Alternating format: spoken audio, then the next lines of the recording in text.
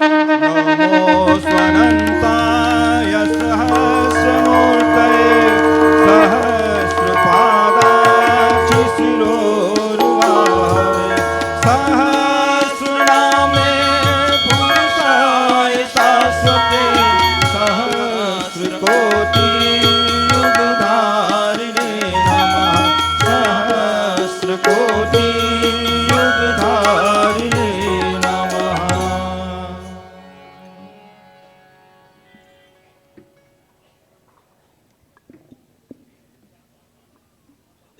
श्रद्धेय दीदी और श्रद्धेय डॉक्टर साहब का आगमन हो चुका है। शांति कुंज में आने वाले को जैसे 2 वरदान हर एक को बिना मांगे मिलते हैं, वैसे यहाँ भी इस यज्ञ में आने वाले हर भाई बहन को मिलने वाले हैं। वो है सजल श्रद्धा और प्रखर प्रज्ञा का वरदान। जो आदमी आता है उसकी श्रद्धा पहले से बढ़ जाती है और उसकी प्रखरता भी, प्रज्ञा की प्रखरता भी बढ़ जाती है। यहाँ भी इस यज्ञ में आने वाले हर भाई बहन को ये 2 वरदान तो मिलने ही वाले हैं। श्रद्धा दीदी का भी कुछ ही क्षणों में व्याख्यान होगा, प्रवचन होगा। उसके पहले प्रज्ञा गीत होगा जो उससे संबंधित विषय होगा।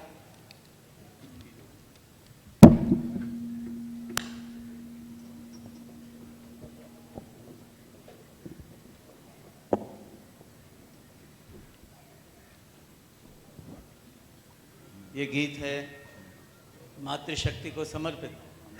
हमें भक्ति दो माँ, हमें शक्ति दो माँ।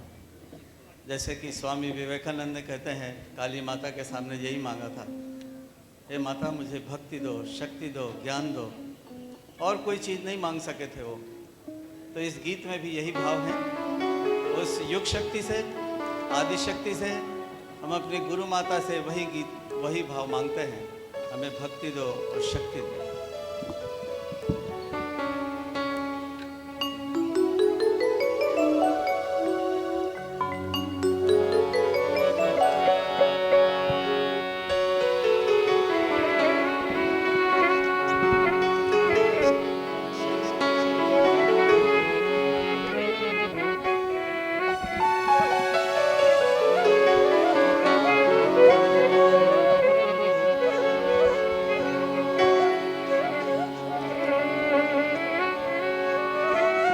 माँ हमें वह भक्ति दो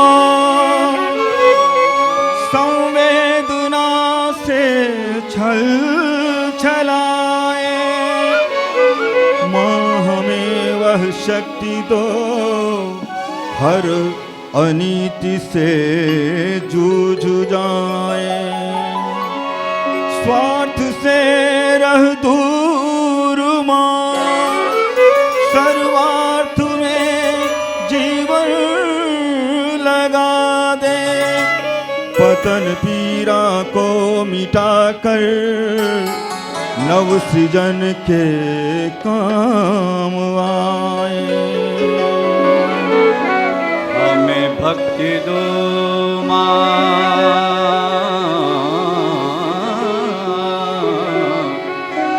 हमें भक्ति दो माँ, हमें शक्ति दो माँ।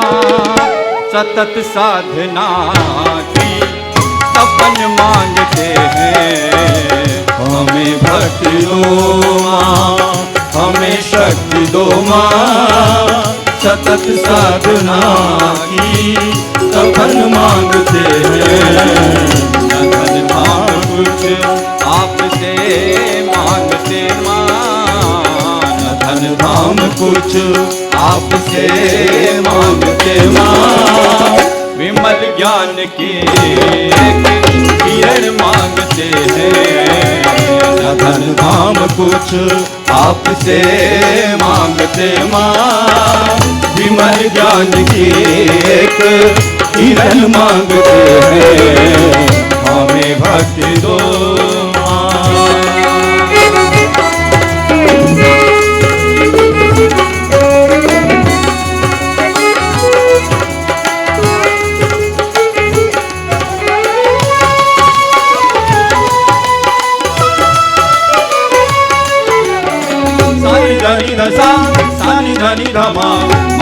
धम रे रे ग रे सा ग म ध नि सा रे सा ध नि सा। हृदय भावना से प्यार से भरे हो लगे दीन की पीर बनकर छलके। हृदय भावना से प्यार से भरे हो लगे दीन की पीर बनकर छलकने। कवित हो उठे बांटने दीन का दुख लगे अश्रु बनकर नयन में मचलने। कवित हो उठे बांटने दीन का दुख लगे अश्रु बनकर नयन में मचलने। नहीं कामना वासना चाहे माँ, नहीं कामना वासना चाहिए माँ, सतत साधना का वरण मांगते हैं। नहीं कामना वासना चाहिए माँ, सतत साधना का वरण मांगते हैं। हमें भक्ति दो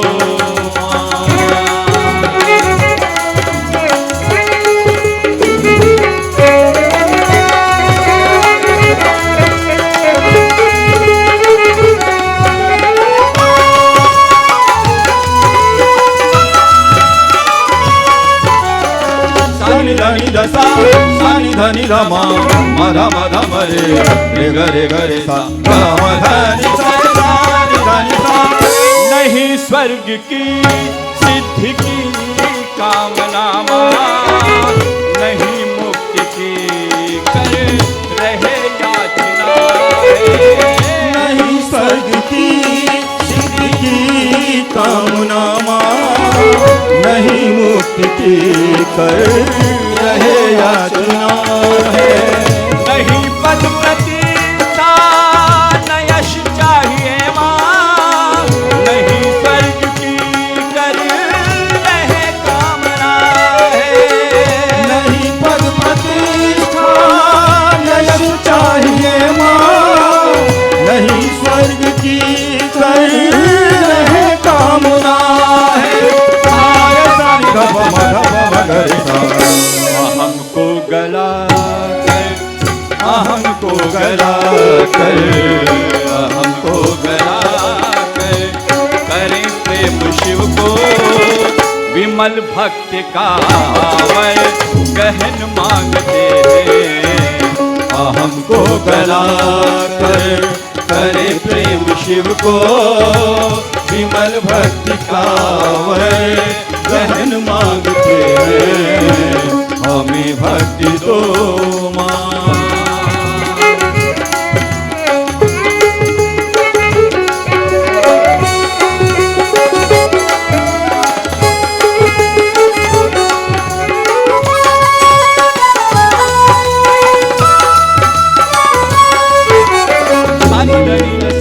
सानि धनि ध म म ध म रे ग रे सा ग म ध नि सा रे सा नि ध नि सा।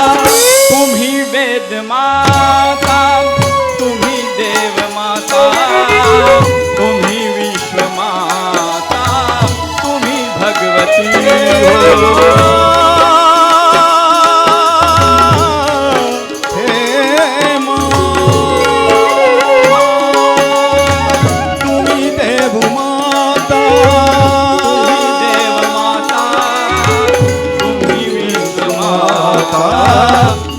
भगवती हो। वतन पाप से मुक्त करने तुम्ही तो पतित पावनी हो भागीरथी हो। वतन पाप से मुक्त करने तुम्ही तो पतित पावनी हो भागीरथी हो। सारे संग धप मगर सा वरदान अनुदान, वरदान अनुदान, वरदान अनुदान कुछ चाहिए माँ तुम्हारे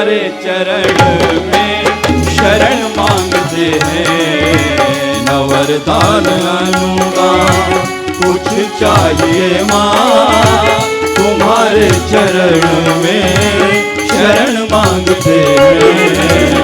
हमें भक्ति दो माँ हमें शक्ति दो माँ सतत साधना की सफल मांगते हैं। हमें भक्ति दो माँ।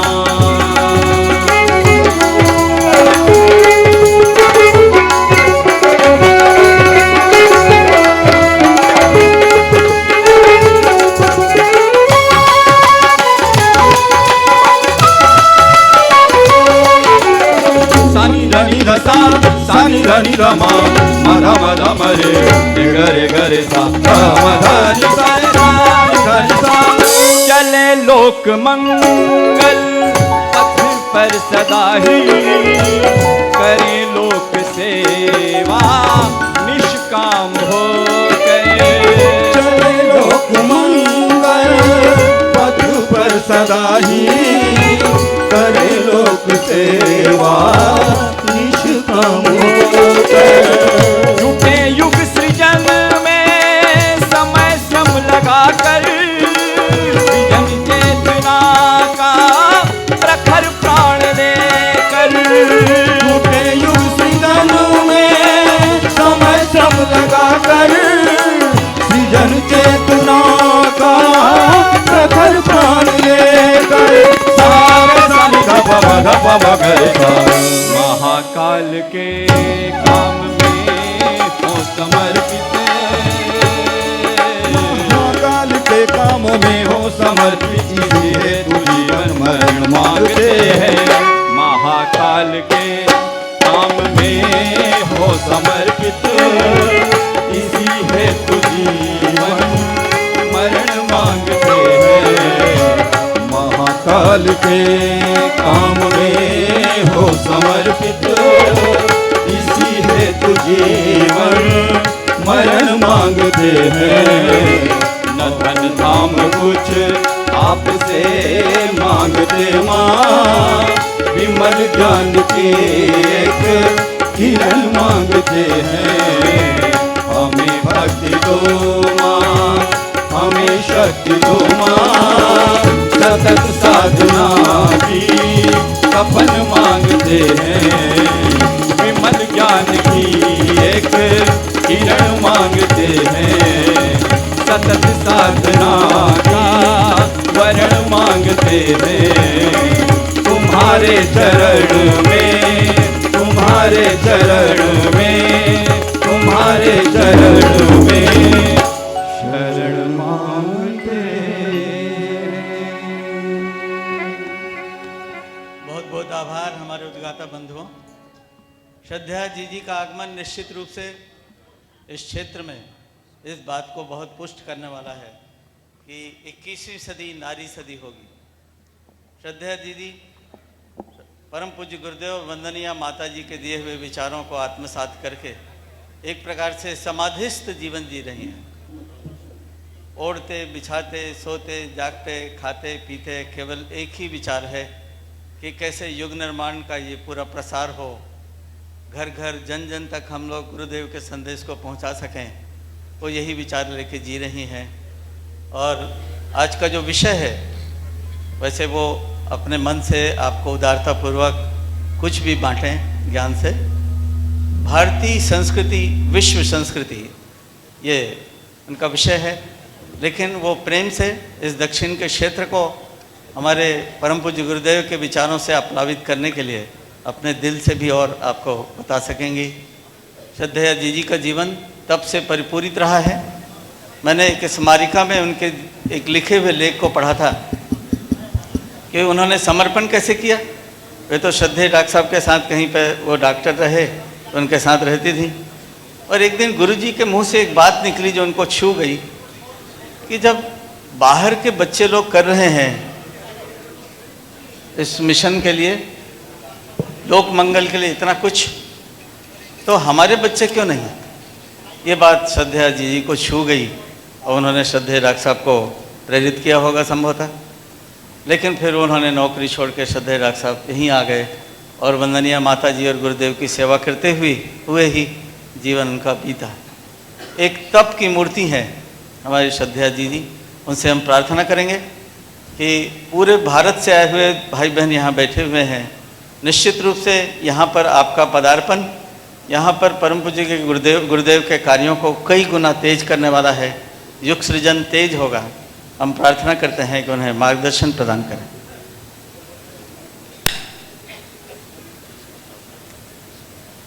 गायत्री मंत्र हमारे साथ साथ।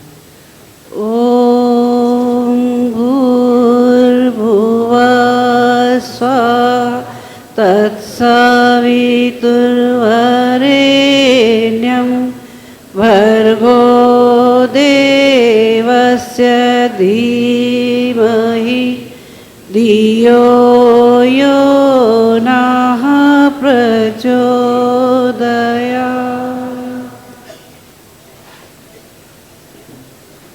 परम पूज्य गुरुदेव और वंदनीय माता जी की सूक्ष्म उपस्थिति में विराजमान शक्ति स्वरूपा माताओं, बहनों और भाइयों, सर अब्राहम लिंकन जिस समय अमेरिका के राष्ट्रपति थे, उस समय एक कानून पास होने जा रहा था और वो ये था कि काले लोगों को जानवरों के साथ खेत में हल की जगह जोत दिया जाए। ये वो समय था जब अत्याचारों की चरम सीमा थी। माताओं की गोद से दूध पीने वाले बच्चों को छुड़ाकर जानवरों के बाड़ों में फेंक दिया जाता था।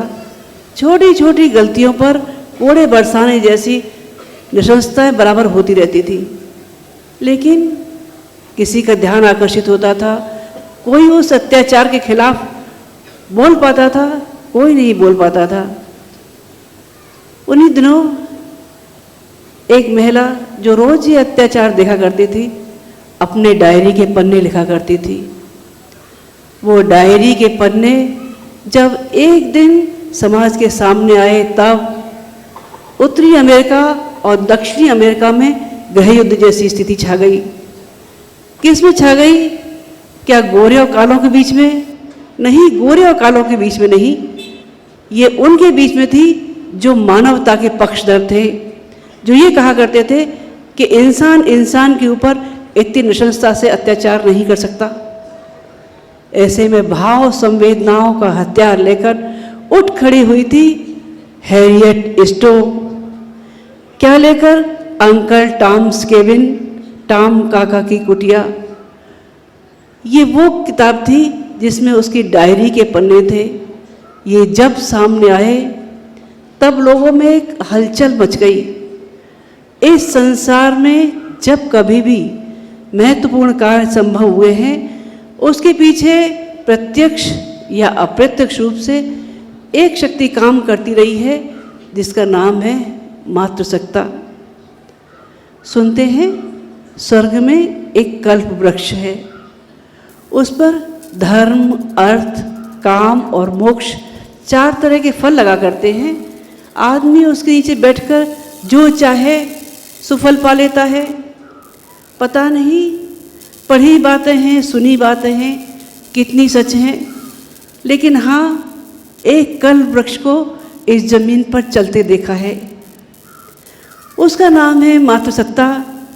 जब किलकारी मारती हुई पिता की गोदी में जाती है तो उसके मन में वात्सल्य का भाव भरती हुई चली जाती है।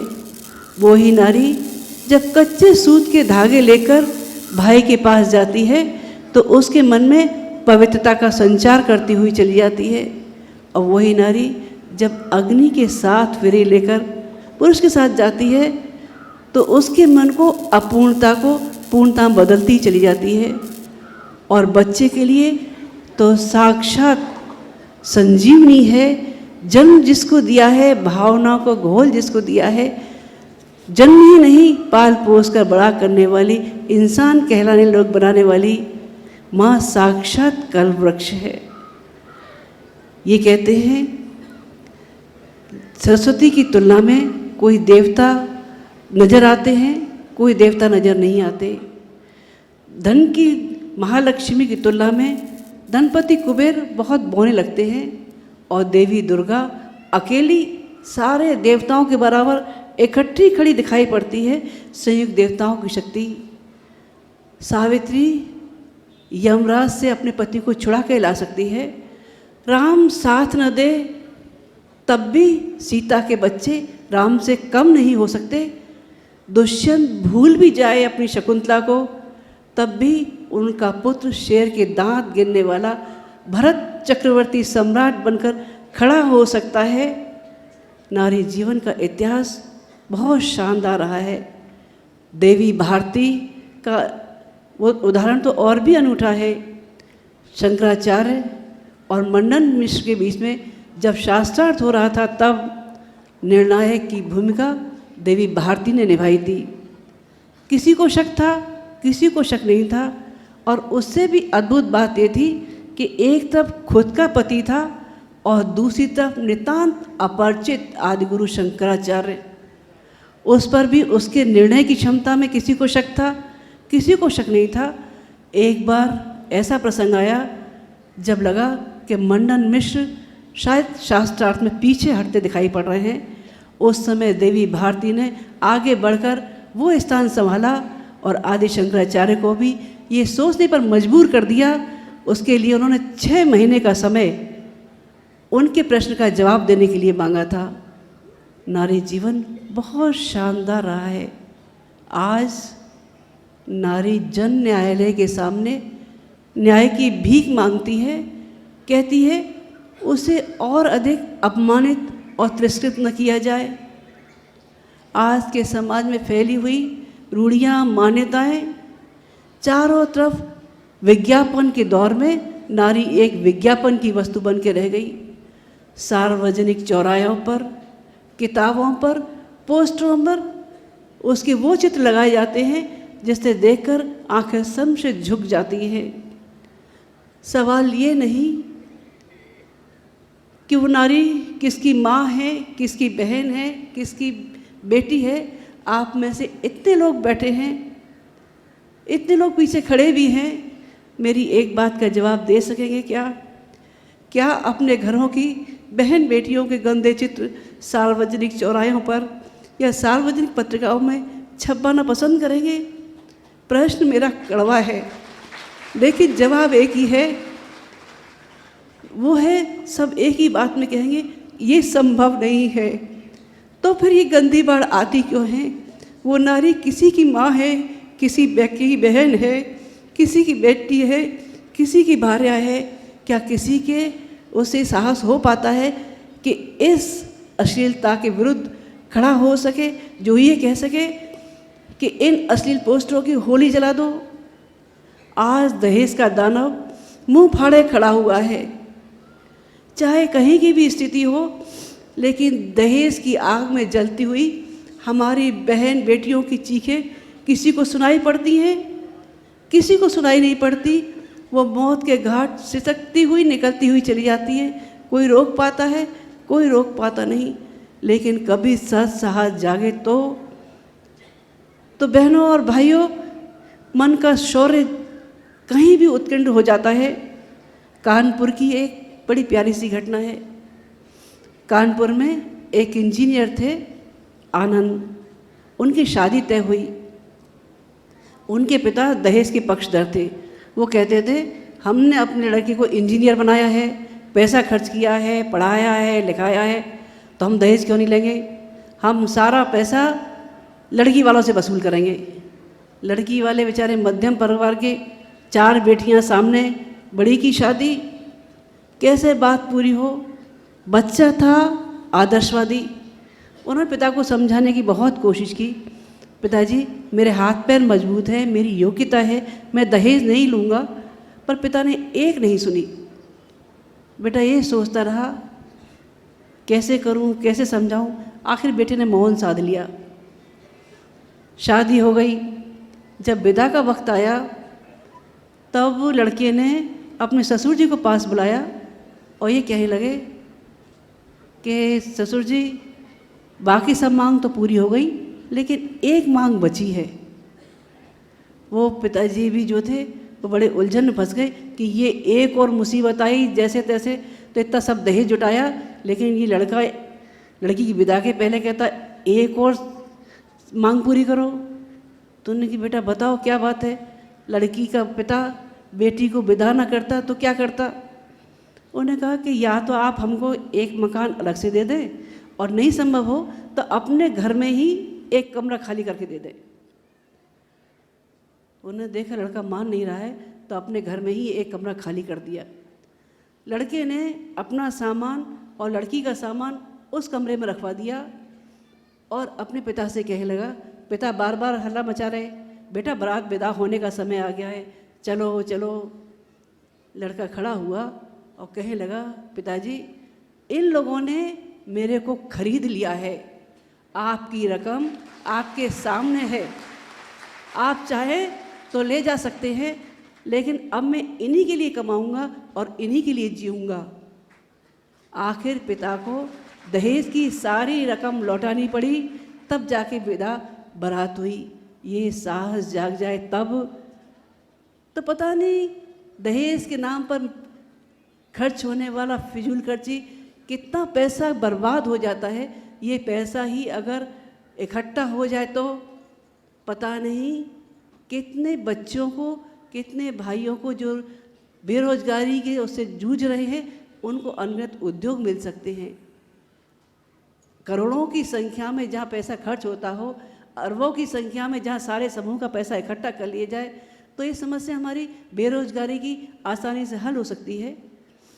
आज इतना शिक्षित समाज है, लेकिन उसके बाद भी लड़के लड़कियों का भेद जो बना रहता है वो बना ही रहता है।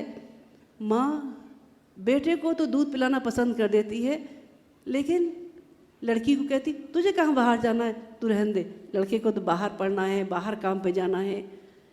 बेटे और बेटी का भेद हमारे घरों से माँ ही शुरू कर देती हैं, पिता की तो फिर बेसायत ही क्या। आप में से इतने लोग बैठे हैं, जब नवरात्रि, मेरे ख्याल से नवरात्रि पूजन तो सभी लोग करते होंगे। नवरात्रि पूजन के समय 9 दुर्गाओं में हम लोग सब प्रार्थना करते हैं, हे माँ आद्य शक्ति, हम आपकी पूजा करते हैं, आप हमारे आंगन में पधारे, हमको वरदान दें। दिवाली पूजन होता है तब भी घर की रंगाई पुताई सब होती है, देवी लक्ष्मी से आह्वान किया जाता है, माँ हमारे घर में पधारो।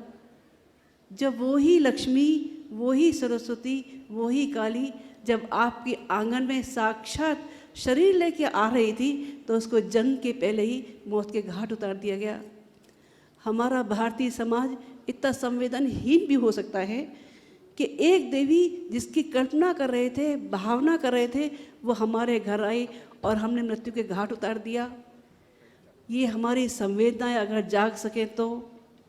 आज की पत्र पत्रिकाओं में ज़्यादातर क्या छपता है, ये छपता है या तो खान पान के तरीके होंगे, या मेकअप का सामान होगा, या कुछ एक आध और उटपटांग चीज़ें हो जाएंगी, लेकिन क्या कभी ये मार्गदर्शन कर पाती हैं कि नारी राष्ट्र निर्मात्री बन के भी खड़ी हो सकती है। ये ऐसा साहस जाग जाए तब। आज ज़रूरत है समाज को उस फिर से उसी कौशल्या की जो जन्म दे सके, ऐसे राम को जो खड़ा हो जाए संस्कृति की सीता को असुरों से छुड़ाने के लिए, यह कहकर निश्चरहीन करूँ मही भुज उठाए प्रणकीन। आज फिर से ज़रूरत है ऐसी कुंती की जो अनीति के विरुद्ध खड़े होने वाले 5 पांडवों को जन्म दे सके। ज़रूरत है ऐसी बहनों की जो इस समय की धारा को बदल के रख सके। बहनों, संवेदना का विस्तार ही अश्वमेध है। प्रतिभाओं को राष्ट्र के निर्मित सौंप देने का नाम ही अश्वमेध है। बहनें जाग जाएं तो इस भारत का भविष्य क्या होगा। हमारा भारत फिर से विश्व गुरु बन के चमकेगा। भगवान करे आपकी ये भावनाएं पूर्णता की ओर बढ़ें और नए समाज की, नए राष्ट्र की संकल्पना पूरी हो सके, आपका अश्वमेध में आना सार्थक हो सके। ओम शांति। श्रद्धा दीदी ने सबकी भावनाओं को भिगो दिया है और इनके जो उन्होंने कहा उस वक्तव्य का अनुवाद हमारे भाई आदरणीय मोहन जी कर रहे हैं।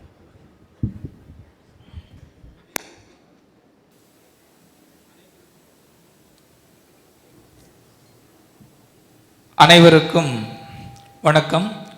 நம்முடைய குருநாதர் ராம் சர்மா ஆச்சாரியஜி அவர்களுடைய புதல்வியார் தவத்திரு ஷைல் பாலாஜி அவர்கள் ஆற்றிய உரையினுடைய சுருக்கத்தை இங்கே நான் சொல்லுகிறேன். பால் குடிக்கும் பாலகன் சிறு சிறு தவறுகள் செய்வதுண்டு. அதற்காக அந்த தாய் அந்த குழந்தையை வெறுத்து விடுவதில்லை. சத்தியத்தை கடைபிடிக்க வேண்டும், வாழ்க்கையில் உயர வேண்டும். அந்த நாட்களில் ஒரு பெண் 4 குழந்தைகளுக்கும் அதிகமான குழந்தைகளை பெற்றெடுத்தாள். ஆனால் எந்த நேரத்திலும் அவள் புட்டிப்பால் கொடுக்கவில்லை, எல்லோருக்கும் தாய்ப்பாலே கொடுத்து வளர்த்தாள். மனிதனை மனிதன் அடக்கி ஆள முடியாது. மனிதனை மனிதன் அன்பின் மூலமாகவே அவனை ஆட்கொள்ள முடியும். இந்த உலகில் நேரடியாகவோ அல்லது மறைமுகமாகவோ மாத்ரு சக்தி, அதாவது பெண்களுடைய சக்தி நமக்கு இருக்கிறது. அது கல்ப விருட்சமாக அறம், பொருள், இன்பம், வீடு என்கின்ற 4 குணங்களையும் நமக்கு அளிக்கின்றது. தாயின் அன்பு, தந்தையின் அரவணைப்பு, இந்த 2ம் இருந்தால் ஒரு பெண் ஒரு தேசத்தையே காப்பாற்றுவாள் என்பதற்கு பற்பல உதாரணங்கள் உண்டு. நாம் இப்போ பெண்கள் சஞ்சீவினியாக இருக்க வேண்டும் என்பதற்கு பலவித உதாரணங்கள் உண்டு. சரஸ்வதி அந்த மாதாவை வணங்குகிறோம். லக்ஷ்மி குபேர தெய்வங்களையும் வழங்குகிறோம். துர்கா தேவியையும் வழங்குகிறோம். அந்த சாவித்ரி தேவியும் வழங்குகிறோம். ராமன் தன்னுடைய சாத்தியத்தின் மூலமாக குழந்தை பெற்றெடுத்த போதும் லவகுசகர்களை அங்கு விட்டு வந்த போது அந்த குழந்தைகளை நல்ல முறையில் வளர்த்தது யார்? தாய் சீதா தான். அதே போல் துஷ்யந்தன் மறந்திருந்தாலும் அந்த தான் பெற்ற குழந்தை பரதனை வளர்த்தது அந்த தாய் சகுந்தலை தான். ஆதி சங்கராச்சாரியாரும் இதே போல்தான் தன்னுடைய தாயின் மூலமாகவே நல்ல ஒரு நிலையை அடைந்தார். இன்று பெண்கள் விளம்பர பொருட்களாக பார்க்கின்றோம். டிவியில், போஸ்டரில் அசிங்கமாக பார்க்குறதுக்கே அருவருக்கத்தக்க விதமாக இந்த மாதிரி நம்ம வெட்கி தலை குனியக்கூடிய நிலையில் இந்த பெண்களை எல்லாம் நம்ம சித்தரிக்கிறோமே, இது சரியா? இது தகுமா? இது நல்லதா? உங்கள் வீட்டில் உள்ள சகோதரி இதே மாதிரி ஒரு அரைகுறை ஆடையுடன் இருப்பதை நீங்கள் கண்டு கழிப்பீர்களா? இது நல்லதா? வரதட்சணை கொடுமையினால் பெண்கள் பலர் திருமணமாகாமல் மிகவும் துன்புறுகிறார்கள். வரதட்சணை ஏன் கொடுக்க வேண்டும்? இதற்கு ஒரு சின்ன ஒரே ஒரு கதையை நமது தீதிஜி அவர்கள் மிக அழகாக சொன்னார்கள். ஒரு மணமகன் திருமணமாக இருக்கிறது. பெண் வீட்டார் எல்லா வர்ணனையும் காரு, பங்களா, பணம், பொருள் எல்லாமே கேட்டாங்க. கேட்டு முடித்த பிறகு எல்லாமே கேட்டப்போ இந்த பையன் போய் சொல்கிறான், இல்லைப்பா இதெல்லாம் வேணாம்ப்பா அப்படின்னு. உன்னை டாக்டர் படிக்க வச்சுருக்கோம், இன்ஜினியரிங் படிக்க வச்சுருக்கோம், அந்த செலவெல்லாம் ஈடுகட்டத்தான் உங்கள் அம்மா இதை கேட்குறாங்கன்னு சொன்னாங்க. எல்லாமே முடித்த பிறகு கடைசி அந்த பையன் ரொம்ப வருத்தத்தோடு தாலி கட்டிய பிறகு அந்த பெண் வீட்டார் பெண்ணை பிரிய வேண்டிய நேரம். அந்த நேரத்தில் மணமகன் நேராக சென்று தன்னுடைய மாமியாரிடம், அதாவது பெண்ணை பெற்ற தாயிடம் சென்று, அம்மா எனக்கு ஒன்றே ஒன்று செய்ய வேண்டும், எனக்காக தனியாக ஒரு வீடு கொடுங்கள், அல்லது உங்களுடைய அறையிலேயே எனக்காக ஒரு தனியாக ஒரு ரூம் மட்டும் கொடுங்க அப்படின்னு சொன்னார். ஏன் அப்படின்னு சொன்னாங்க. உடனே அவனுக்காக அந்த ரூமும் கொடுக்கப்பட்டது. அந்த மணமகன் அந்த வீட்டையே தங்கினான். எல்லோரும் மாப்பிள்ளை வீட்டார் எல்லோருமே சரி நாம் செல்வோம், பிரியாவிடை கொடுப்போம், பெண்ணை அழைத்து கொண்டு செல்வோம்ங்கிறப்போ அந்த மணமகன் சொன்னான், இல்லை நான் வரமாட்டேன், நான் என்னுடைய மாமியார் வீட்டிலேயே நான் இருந்து கொள்கிறேன், என்னை அவர்கள் விலைக்கு வாங்கி விட்டார்கள், வேண்டுமென்றால் நான் உங்களுடன் வர வேண்டுமென்றால் அவர்களிடம் வாங்கிய வரதட்சணை பொருள் அனைத்தையும் கொடுத்து விட்டால் நான் உங்களிடம் வருகிறேன் அப்படி என்று கூறி மிக அற்புதமான ஒரு நிலையை ஏற்படுத்தியதால் இந்த ஒரு நிகழ்ச்சி ஏற்பட்டது. நவராத்திரி பூஜை. அந்த நவராத்திரி பூஜையில் 9 துர்க்கைகளுக்கும் பூஜை செய்கிறோம். தீபாவளி அன்று லக்ஷ்மி தேவியை வரவழைக்கிறோம். இதையெல்லாம் கற்பனையுடன் அதே மாதிரி பாவனை வடிவத்துடனும் நாம் செய்கிறோம். பெண்கள் பத்திரிகையில் நல்ல முறையில் வர வேண்டும், இந்த தேசத்தை அவர்கள் காக்க வேண்டும். அதற்கு நம்முடைய 5 பாண்டவர்கள் போல் ஆண்கள் நாம் அவர்களுக்கு துணையாக இருக்க வேண்டும் என்று சொல்லி எல்லோருக்கும் ஆசீர்வதித்து என் உரையை முடித்துக் கொள்கிறேன். நன்றி. बहुत बहुत आभार हमारे मोहन जी। और श्रद्धेय डॉक्टर साहब के प्रवचन के पहले उनकी भावनाओं को व्यक्त करता हुआ ये गीत है, अश्वमेध की ध्वजा उठाकर चलो बढ़ो सृजन सेनानी। ये जो सृजन सेना है युग निर्माण की, वास्तव में हमें निर्माण करना है, सृजन करना है। भली चाह और सोच वाले लोगों की सज्जन शक्ति है यह लाल मशाल। और गुरु और हमारे श्रद्धेय डॉक्टर साहब, आज का जो विषय है वही ये भी है कि विचार क्रांति के पुरोधा, इतनी बड़ी बड़ी विचार क्रांतियाँ संसार में, ये इतनी बड़ी विचार क्रांति है ये युग निर्माण योजना, और उसके पुरोधा कौन कौन हुए? हमारे परम पूज्य गुरुदेव तो हमारे सबसे बड़े पुरोधा हैं ही, लेकिन ये सृजन सेना समय दान देने वाली सेना है, बनाने वाली सेना है, निर्माण करने वाली सेना है, लोगों को भली चाह और सोच की दिशा में बढ़ाने वाली सेना है। प्रस्तुत है ये प्रज्ञा गीत।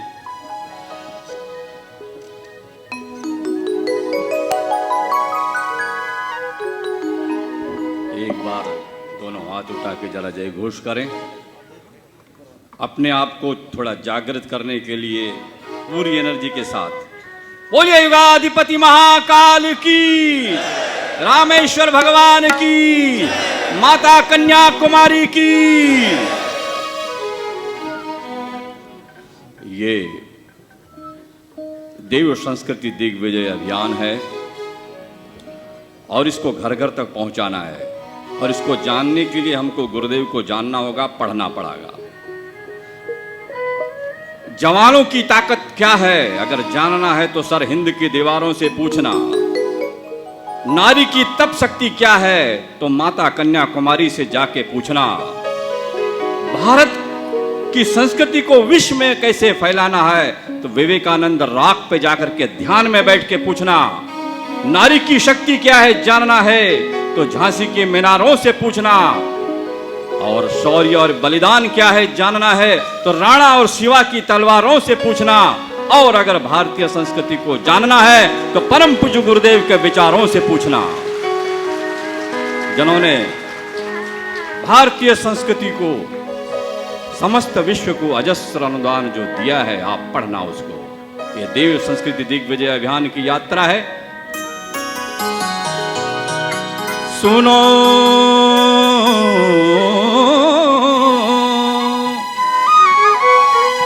है अधीर मानवता देखो,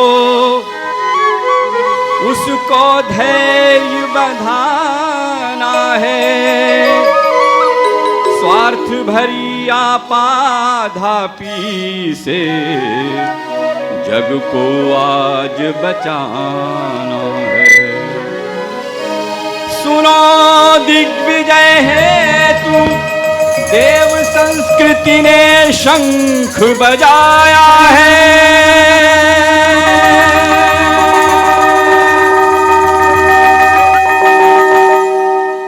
सृजन सैनिकों आगे आओ, युद्ध निमंत्रण आया है।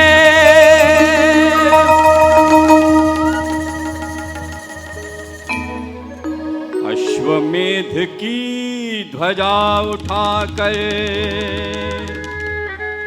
बढ़ो सृजन सेनानी। भारत माँ के गौरव की फिर रच दो नई कहानी।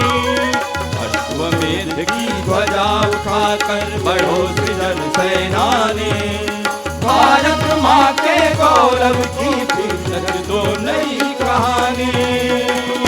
भूमि का कर्ज चुकाने चलो, नया सौभाग्य जगाने चलो। दिग्विजय का आया है पर्व, उठो अब अवसर मत चूको, उठो अब अवसर मत चूको।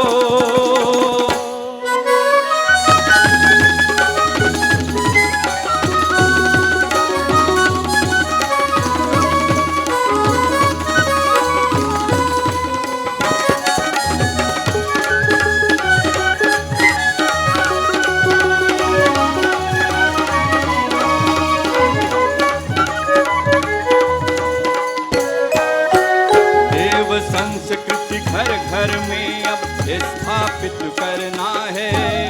लगे प्राण की बाजी फिर भी हमें नहीं डरना है। देव संस्कृति घर घर में अब स्थापित करना है। लगे प्राण की बाजी फिर भी हमें नहीं डरना है। हे भारत के वीर सपूतों अब तुम आगे आओ। हे भारत के वीर सपूतों अब तुम आगे आओ।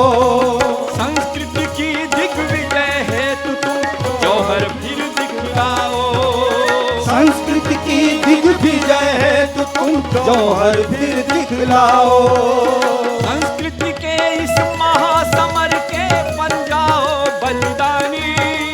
संस्कृति के इस महासमर के बन जाओ बलिदानी। भारत माँ के गौरव की रच दो नई कहानी। भारत माँ के गौरव की रच दो नई कहानी। भूमि का कर्ज चुकाने चलो, नया सौभाग्य जगाने चलो। दिग्विजय का आया है पर उठो अब अवसर मत चूको। उठो अब अवसर मत चूको।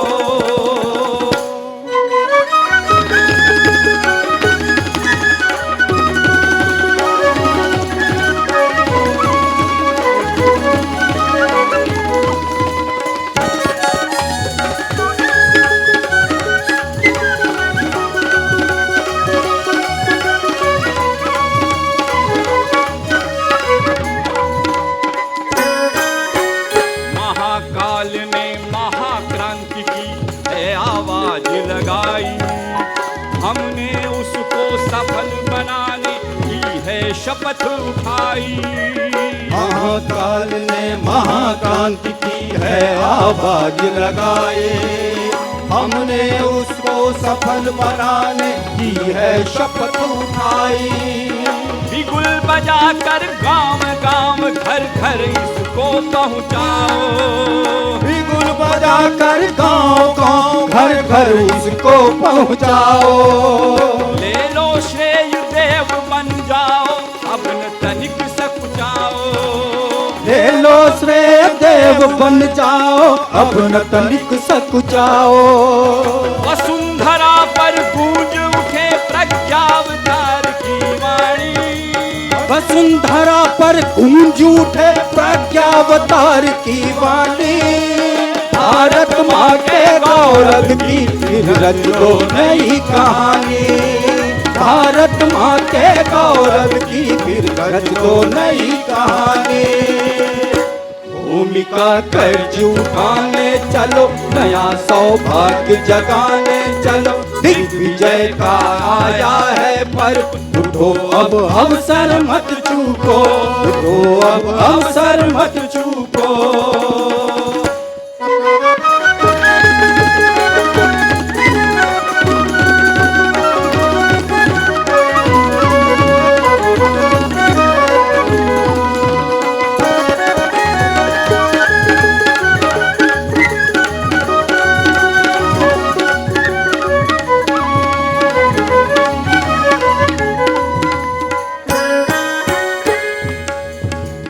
लाल मशाल हाथ में लेकर जागृत शंख बजाओ।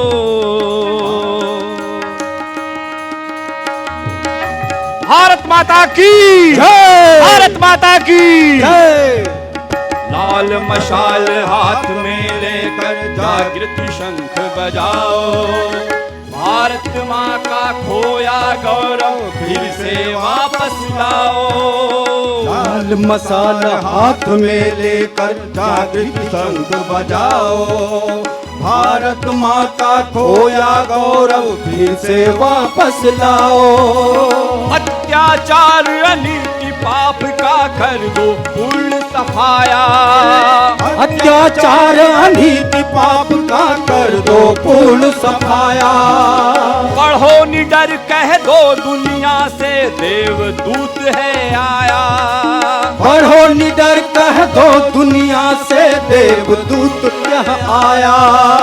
बिना रुके पहुँचो मंजिल तक सच्चे युग निर्माणी।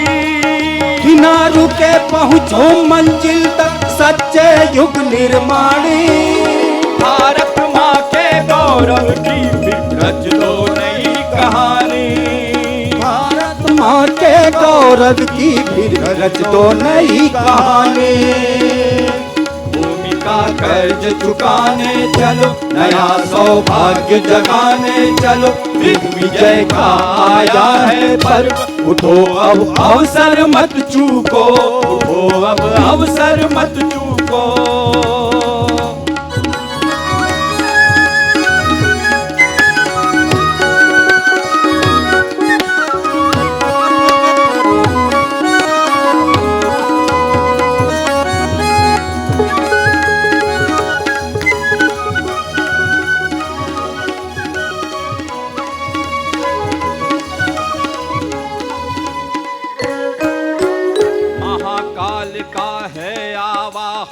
पीछे मत हट जाना, समय चूकने पर तो होगा बस पीछे पछताना।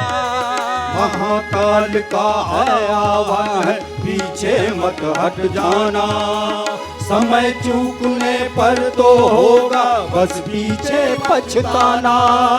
चाहो तो संकल्प जगा कर कुछ भी कर सकते हो, चाहो तो संकल्प जगा कर कुछ भी कर सकते हो।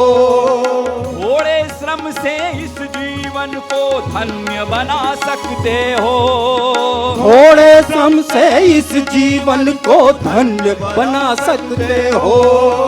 उठो पार्थ, उठो पार्थ, फिर याद करो तुम गीता वाली वाणी।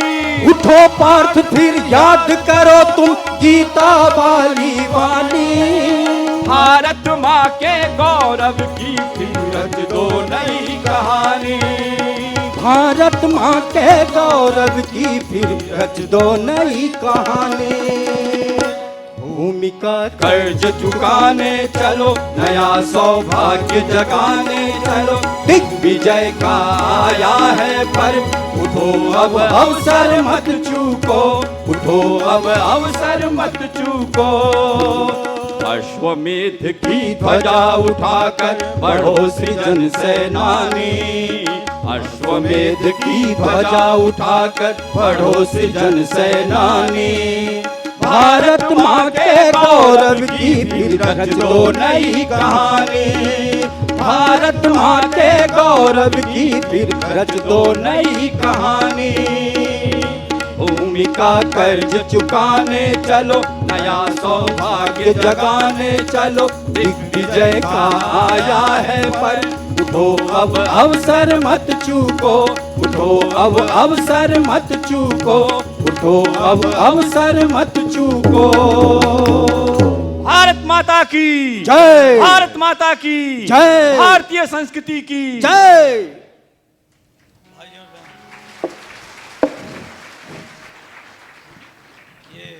बहुत बड़े उत्साहपूर्ण इस गीत के बाद एक क्षमा चाहता हूं श्रद्धेय राग साहब से, जो उनका विषय कल वाला मैंने बोल दिया था। आज का विषय है ग्रैंड इंडिया, महान भारत, आपका विषय है। मैं देखता हूं आज ये तो विशेष अवसर है जब हम स्वामी विवेकानंद के चरण चिन्ह जहाँ हैं, माता कन्याकुमारी के जहाँ चरण चिन्ह है वहाँ पर बैठे हुए हैं। एक अद्भुत साम्य हम देखते हैं श्रद्धेय राग साहब के जीवन में और स्वामी विवेकानंद के जीवन में। कहते हैं उनके जीवन की जो धुन थी 3 बातों से बनी थी। एक तो भारत राष्ट्र के प्रति उनका प्रेम, दूसरा भारत का जो आर्ष वांग्मय है उनके प्रति उनकी उत्कट भक्ति, और तीसरी गुरु भक्ति। अपने गुरु को सर्वोच्च पद पर वो बैठाकर सोचते थे। ये तीनों बातें हम श्रद्धेय राग साहब के जीवन में देखते हैं। ये अपने देश को सबसे अधिक प्यार करते हैं। वो उपनिषदों की शिक्षा देते थे। वो कहते थे I quoted nothing but Upanishads, और उपनिषदों का जो सार है गीता, उसका उपदेश हमारे श्रद्धेय राग साहब निरंतर ही देते हैं। यदि खाली जब भी मैं उनको बैठे हुए देखता हूँ तो गीता की किताब ही उनके हाथों में होती है, वही वो सोचते हैं, वही बोलते हैं। ये युग निर्माण अभियान में गीता के भगवान श्री कृष्ण के जगत गुरु के शब्दों को उन्होंने पिरो दिया है। और तीसरी बात गुरु भक्ति, हमारे गुरुदेव के कार्यों को, उनके विचारों को सहेज करके पूरे विश्व में फैलाने का जैसे उन्होंने दारोमदार उठाया हुआ है। कहते हैं जिसकी कुंडली जाग जाती है वो कभी थकता नहीं। मैं श्रद्धेय राग साहब को देखता हूँ कि वो तो थकते ही नहीं। तो कहते हैं जिसको ताओ उपलब्ध हो जाता है, ताओ ऋग को कहते हैं, जैसे हमारे यहाँ ऋग शब्द है, ऋग्वेद माने शाश्वत सत्य, उसको चीनी भाषा में कहते हैं ताओ। जो ताओ को उपलब्ध व्यक्ति कभी बोलने में नहीं थकता। श्रद्धेय राग साहब भी कभी बोलने में नहीं थकते, माने उपदेश देते रहते हैं सवेरे दोपहर शाम। जितना हम लोग देखते हैं कि देव संस्कृति विश्वविद्यालय में भाषण उनका प्रवचन हुआ, फिर यहाँ पे गोष्ठी ली, फिर वो अभी आए हैं और मेरे ख्याल है 4-6 घंटे के बाद फिर किसी यात्रा पर प्रवज्ञा में। हम कह सकते हैं कि हम लोग तो सब परिवाजक ही बैठे हुए हैं, पर हमारे शिरोमणि परिवाजक श्रद्धेय राग साहब हैं, तो इतना घूम रहे हैं और गुरु जी के कार्यों को बांटने में। भाई और बहनों, आज एक अलभ्य अवसर है। स्वामी विवेकानंद को अपना आदर्श मानने वाले श्रद्धेय राग साहब यहाँ उन्हीं के चरणों में बैठे हुए हैं। वे युग नायक थे, ये भी युग नायक के ही परंपरा में उन्हीं के पद चिन्हों पर चल रहे हैं। वो ही रामकृष्ण के उपदेशों को उन्होंने दिग्दिगंत कर दिया। रामकृष्ण तो राम कैस्ट दस्तखत करते थे और ग्रामीण बंगला भाषा में ही बोलते थे, लेकिन उन्होंने उनकी बातों को अंग्रेजी भाषा में उन बड़े बड़े लोगों तक पहुंचा दिया जिनको डिक्शनरी देखनी पड़ती है उनके शब्दों का अर्थ समझने के लिए।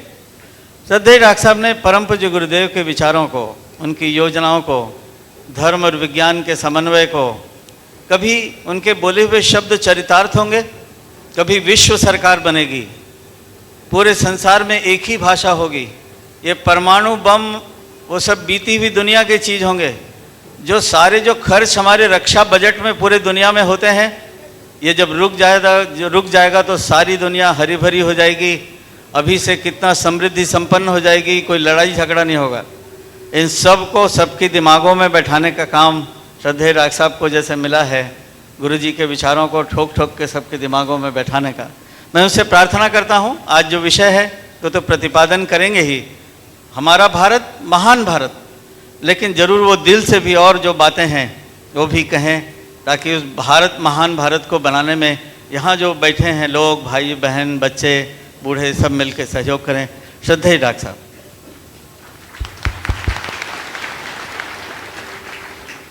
कमर सीधी कर लें, दोनों हाथ गोद में रखें और आइए हम सब मिलकर के प्रार्थना करें गायत्री मंत्र के माध्यम से उस सूर्य देवता से जिसने इस ब्रह्मांड को जन्म दिया, उस परमपिता परमात्मा से जिसने हम सबको जन्म दिया, और उस गुरु सत्ता से जिस गुरु सत्ता ने अपने आप को सूर्य के मध्य स्थापित कर लिया।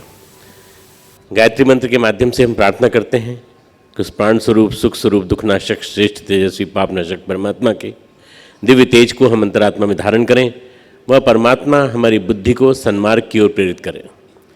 सन्मार्ग की ओर ले जाना, सद्बुद्धि का मार्ग प्रशस्त करना और सहगमन की वृत्ति बढ़ाना, देवत्व जीवन में संचारित करना, और सही अर्थों में कहा जाए तो तेजस्विता, सूर्य की तेजस्विता हमारे रोम रोम में, कण कण में समाहित करना। आज सवेरे हम लोगों ने ध्यान किया, सूर्य का ध्यान किया, और सूर्य का जैसे ही सूर्य प्रकट हुआ वैसे ही सूर्य का तेज हम सब ने अनुभव किया।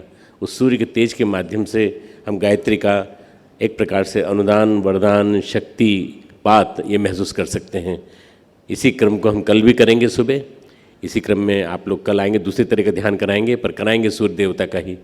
आइए गायत्री मंत्र एक साथ।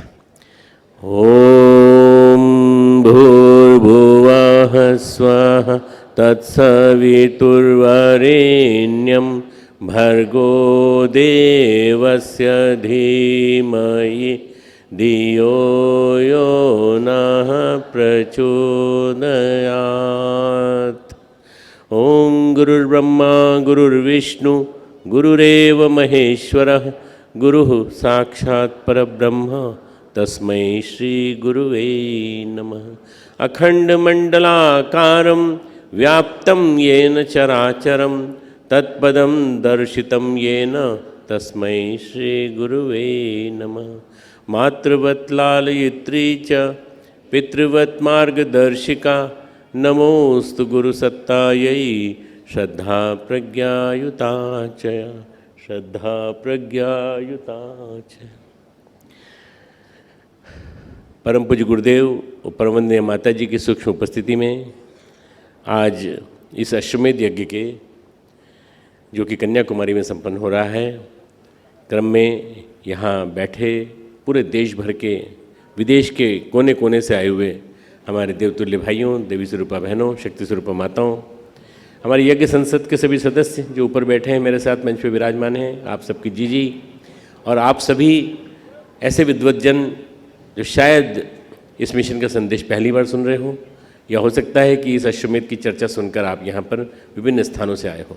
स्थानीय परिजन, नगर कोइल, त्रिवेंद्रम और आसपास का हमारा परिसर, हमारा तमिलनाडु के और हमारे मलयाली क्षेत्र के, हमारे इस पूरे बेल्ट के कार्यकर्ता भाइयों बहनों, जब भगवान कृष्ण अर्जुन से कहते हैं युद्ध करो, तस्मै युद्धा युध्यस्व, युद्ध करो भाई, सामने युद्ध सेना खड़ी है पांडवों की और इधर खड़ी है कौरवों की। पांडवों की सेना का तू सेनापति है, तू चल सामने आ, और सामने आकर के तू सेना से लड़, कौरवों की सेना से। तो लड़ने में उसको असमंजस होता है, वो लड़ नहीं पाता, सारी प्लानिंग बनाता है, सब कुछ करता है, पर लड़ नहीं पाता। उसका क्या कारण है? उसके अंदर की हृदय की कृपणता, दुर्बलता। जब वो अपना रथ बीच में लाने को, खड़ा करने को कहता है, तो दोनों सेनाओं को देखता है। दोनों सेनाओं को देखने के बाद उसको कौरवों की सेना में अपने पितामह दिखाई पड़ते हैं, दादाजी, गुरु दिखाई पड़ते हैं, कुल गुरु द्रोणाचार्य दिखाई पड़ते हैं, दीक्षा गुरु, और विदुर दिखाई पड़ते हैं। सारे सारे रिश्तेदार, सारे उनमें कई संबंधी उसके थे जो सामने दिखाई पड़ते हैं। हमको सारे संबंधी तब दिखाई पड़ते हैं जब हमारे अंदर कायरता का दोष आ जाता है, और हमें राष्ट्र तब दिखाई पड़ता है जब हम अंदर से स्वामी भक्ति, राष्ट्र भक्ति की बात सोचते हैं, तो हमें राष्ट्र दिखाई पड़ता है, समाज दिखाई पड़ता है, और रिश्तेदार दिखाई पड़ते हैं तब, अरे माँ क्या कहेंगी, पिताजी क्या कहेंगे, ये क्या कहेंगे, बस ये कहने की बात कह के हम तुरंत दुबक जाते हैं। ऐसे ही अर्जुन भी कायरता के दोष से पीड़ित हो जाता है। तो भगवान कहते हैं कुतस्त्वा कश्मलम विदम विस्मय समुपस्थितम अनार्यजुष्टम अस्वर्गम अकीर्तिकरम अर्जुन। हे अर्जुन, ये तेरे को विषम समय में, इस समय में जिस समय युद्ध करना है हमको, उस समय तेरे ऊपर ये विपदा कहाँ से आ गई? तेरे अंदर ये बुद्धि कैसे भ्रष्ट हो रही है? कुतस्त्वा कश्मलम विदम, कैसे, किस लिए? विषमय समुपस्थितम, इस विषम समय में तू यहाँ पर मना कर रहा है। अरे तुझे इससे कीर्ति नहीं मिलेगी, तुझे सम्मान नहीं मिलेगा। अकीर्तिकरम और अस्वर्गीयम, तुझे स्वर्ग नहीं मिलेगा, तो बहुत बुरी तरह से निंदा को प्राप्त होगा। तेरा लोग कई जन्मों तक तेरा गान करेंगे कि एक पांडव वंश में एक अर्जुन हुआ था जिसने कि इस तरह के काम किए थे कि तुरंत युद्ध क्षेत्र में आते घबरा गया था। कल्पना करिए, हिंदुस्तान का सैनिक बॉर्डर पे खड़ा है और सामने पाकिस्तान का सैनिक आ जाए और उस समय वो गोली न चला करके खड़ा हो जाए और कहे भाई मुझे मार लो, इसके बजाय तुम क्यों मारते हो, मैं खुद ही मर जाता हूँ, मैं खुद ही मार लूँगा अपने आप को। वो कहता है, अर्जुन कहता है, इससे अच्छा तो ये है कि मुझे मार दें वो लोग और मैं उनके द्वारा मारा जाऊं और मेरे सारे रिश्तेदार मारा जाएं, इसके बजाय युद्ध न करें। ये अर्जुन के तर्क सुनने के बाद भगवान फिर दूसरी डांट लगाते हैं। क्लैब्यम मां सुगम पार्थ, क्लीवता को छोड़, नपुंसकता को छोड़। क्लैब्यम मां सुगम पार्थ न तत्व उपद्यते, ये तुझे शोभा नहीं देता, ये तुझे शोभा नहीं देता। कई बार मित्रों ऐसे क्षण आते हैं जब हमको ये कहने का मन करता है कि आपको शोभा नहीं देता, आपको गंदा आचरण शोभा नहीं देता, आपको इतने सुंदर आश्रम जिसमें हम बैठे हैं, देखिए कितना आश्रम सुंदर है, विवेकानंदपुरम जो है, जिसको एकनाथ रानडे जी ने खड़ा किया, इतना सुंदर बनाया, इसमें कचरा फैलाना आपको शोभा नहीं देता। हम आपसे कहेंगे जब आप कचरा फैलाएंगे, जब हर कहीं गंदगी करेंगे तो हम आपसे कहेंगे ये आपको शोभा नहीं देता। मानवीय गरिमा के अनुरूप आचरण शोभा देता है, मानवीय गरिमा के विपरीत अगर कोई आचरण करोगे तो वो शोभा नहीं देता। तो वो आचरण जो कर रहा है वो गलत कर रहा है, गलत कर रहा है, मना कर रहा है, मैं युद्ध नहीं करूंगा, तो इसका मतलब ये है कि श्री कृष्ण की आज्ञा के विपरीत जा रहा है। सामूहिक निर्णय जो लिया गया है उसके विपरीत जा रहा है। सामूहिक निर्णय लेते समय सबसे आगे अर्जुन ही था और अर्जुन ने ही सबसे ज़्यादा बड़ी प्लानिंग बनाई थी युद्ध की, और वो मना कर देता है। तो कहते हैं क्लैब्यम मां सुगम पार्थ, क्लीवता को छोड़ और न तत्व उपद्यते, तुझे शोभा नहीं देता। तो तुझे शोभा नहीं देता शब्द जो है ये आप अपने आप से रोज़ पूछा करिए, मुझे शोभा क्या देता है वही मुझे करना चाहिए। मुझे नेगेटिव चिंतन शोभा नहीं देता, मुझे पॉजिटिव चिंतन शोभा देता है। मुझे गलत रास्ते पर चलना शोभा नहीं देता, मुझे काम वासना का चिंतन शोभा नहीं देता, मुझे इस राष्ट्र के बारे में निंदा करने वाले लोग अच्छे नहीं लगते, वो उनके साथ बातचीत करना मुझे अच्छा नहीं लगता, मुझे शोभा नहीं देता। इसलिए आप हमेशा मान करके चलिए कि आपके मन में अगर ये बात बैठ गई एक बार कि आपको जो शोभा देता है वही करेंगे आप, तो फिर कभी कोई दिक्कत नहीं आएगी मित्रों। न एतत्त्वयि उपपद्यते, यह बहुत ही बड़ा उपनिषद का सूत्र है जो यहाँ गीताकार ने कहा है, न एतत्त्वयि उपपद्यते। क्षुद्रम हृदय दौर्बल्यम, हृदय की शुद्धता को छोड़, दुर्बलता को छोड़, क्षुद्रम हृदय दौर्बल्यम त्यक्त्वा, छोड़ करके उत्तिष्ठ परंतप। भगवान का एक ही आदेश है, उत्तिष्ठ, खड़े हो जाओ। भगवान हमेशा कहते हैं खड़े हो जाओ। उत्तिष्ठ जागृत प्राप्य वरान्य बोधत, उठो जागो और रुको मत जब तक लक्ष्य तक न पहुंच जाओ। लक्ष्य क्या है? परम सत्ता का ज्ञान प्राप्त करना, महापुरुषों से उनका ज्ञान प्राप्त करना, यह हमारा लक्ष्य है। वो ज्ञान प्राप्त करके ऊंचाई की ओर चलना, आदर्शों की ओर चलना। तो ये जो लक्ष्य है, इस लक्ष्य की ओर चलने के बजाय आप जो है क्या कर रहे हैं? आप सोए पड़े हैं, आप कायरता के दोष से पीड़ित हैं, आप पूरी तरह से अपने जीवन को उस असमंजस में डाले हुए हैं कि हम जीवन में क्या करें क्या नहीं करें। मित्रों, इस राष्ट्र का नागरिक होने के नाते हम सबका एक दायित्व है कि हमको इस राष्ट्र को ऊंचा उठाना है और इस राष्ट्र के कौन कण कण में, रग रग में छाई हुई आलस्य, दरिद्रता जैसी बीमारी, इसके अलावा विभिन्न प्रकार के अस्वच्छता से लेकर और भी कितने प्रकार के विकार हैं उनको दूर करना है। असली युद्ध इन बीमारियों से है, असली युद्ध इन मनोविकारों से है, असली युद्ध दुर्भावनाओं से है, असली युद्ध दुर्बुद्धि से है। हमारा असली युद्ध वहाँ पर है, उनसे लड़ाई लड़नी है। जो राष्ट्र के खिलाफ बातें करते हैं उनसे भी हमारा युद्ध है, उनसे भी हम लड़ेंगे। ये सारे के सारी चीज़ें आपके दिमाग में आना चाहिए कि भगवान कृष्ण यही कह रहे हैं कि उत्तिष्ठ भारत, हे अर्जुन तू खड़ा हो जा, हे धनंजय तू खड़ा हो जा, हे अर्जुन तू खड़ा हो जा। मित्रों, खड़ा होने में हमको बड़ी दिक्कत होती है। किसी को पीठ का दर्द हो और वो बैठ जाए तो बैठ के खड़ा नहीं हो सकता है। क्यों? अरे दर्द बहुत होता है भाई, पहले बिठाया क्यों, फिर खड़ा कर रहे हो हमको, खड़ा कर रहे हो। आप खड़ा कर दिया तो आप बैठने को मत बोलना बार बार उसको। मित्रों, पीठ का दर्द और घुटने का दर्द, इन सब तकलीफ़ों की वजह से आज इतने लोग पीड़ित हैं कि बहुत सारे तकलीफ़ों में आदमी से बैठते नहीं बनता, वो बैठ जाए तो खड़े होते नहीं बनता। खड़ा होना का मतलब है सावधान। अभी आपके सामने इतना जोशीला गीत गाया गया, सावधान का गीत गाया गया। अश्वमेध की ध्वजा उठाकर चलो सृजन सेनानी। सृजन सेनानी, आपको बहुत बड़ा पद दे दिया है, आप सेनानी हो, आप सैनिक हो, और सैनिक होने के नाते आपका दायित्व है कि आप बैठो मत, खड़े रहो, खड़े रहो। पंपई का जब अर्थक्वेक आया, इटली में एक शहर है पंपई, उसका एक अर्थक्वेक आया, तो वहाँ पर मित्रों उस अर्थक्वेक में सारा पूरा का पूरा वो शहर जो था इटली का वो बर्बाद हो गया, पूरा टूट फूट कर। 200 साल बाद मित्रों एक कंकाल मिला, और उस कंकाल में जो खास बात थी वो सावधान की मुद्रा में खड़ा हुआ था। वो वहाँ खड़ा था जहाँ उसकी ड्यूटी लगी थी।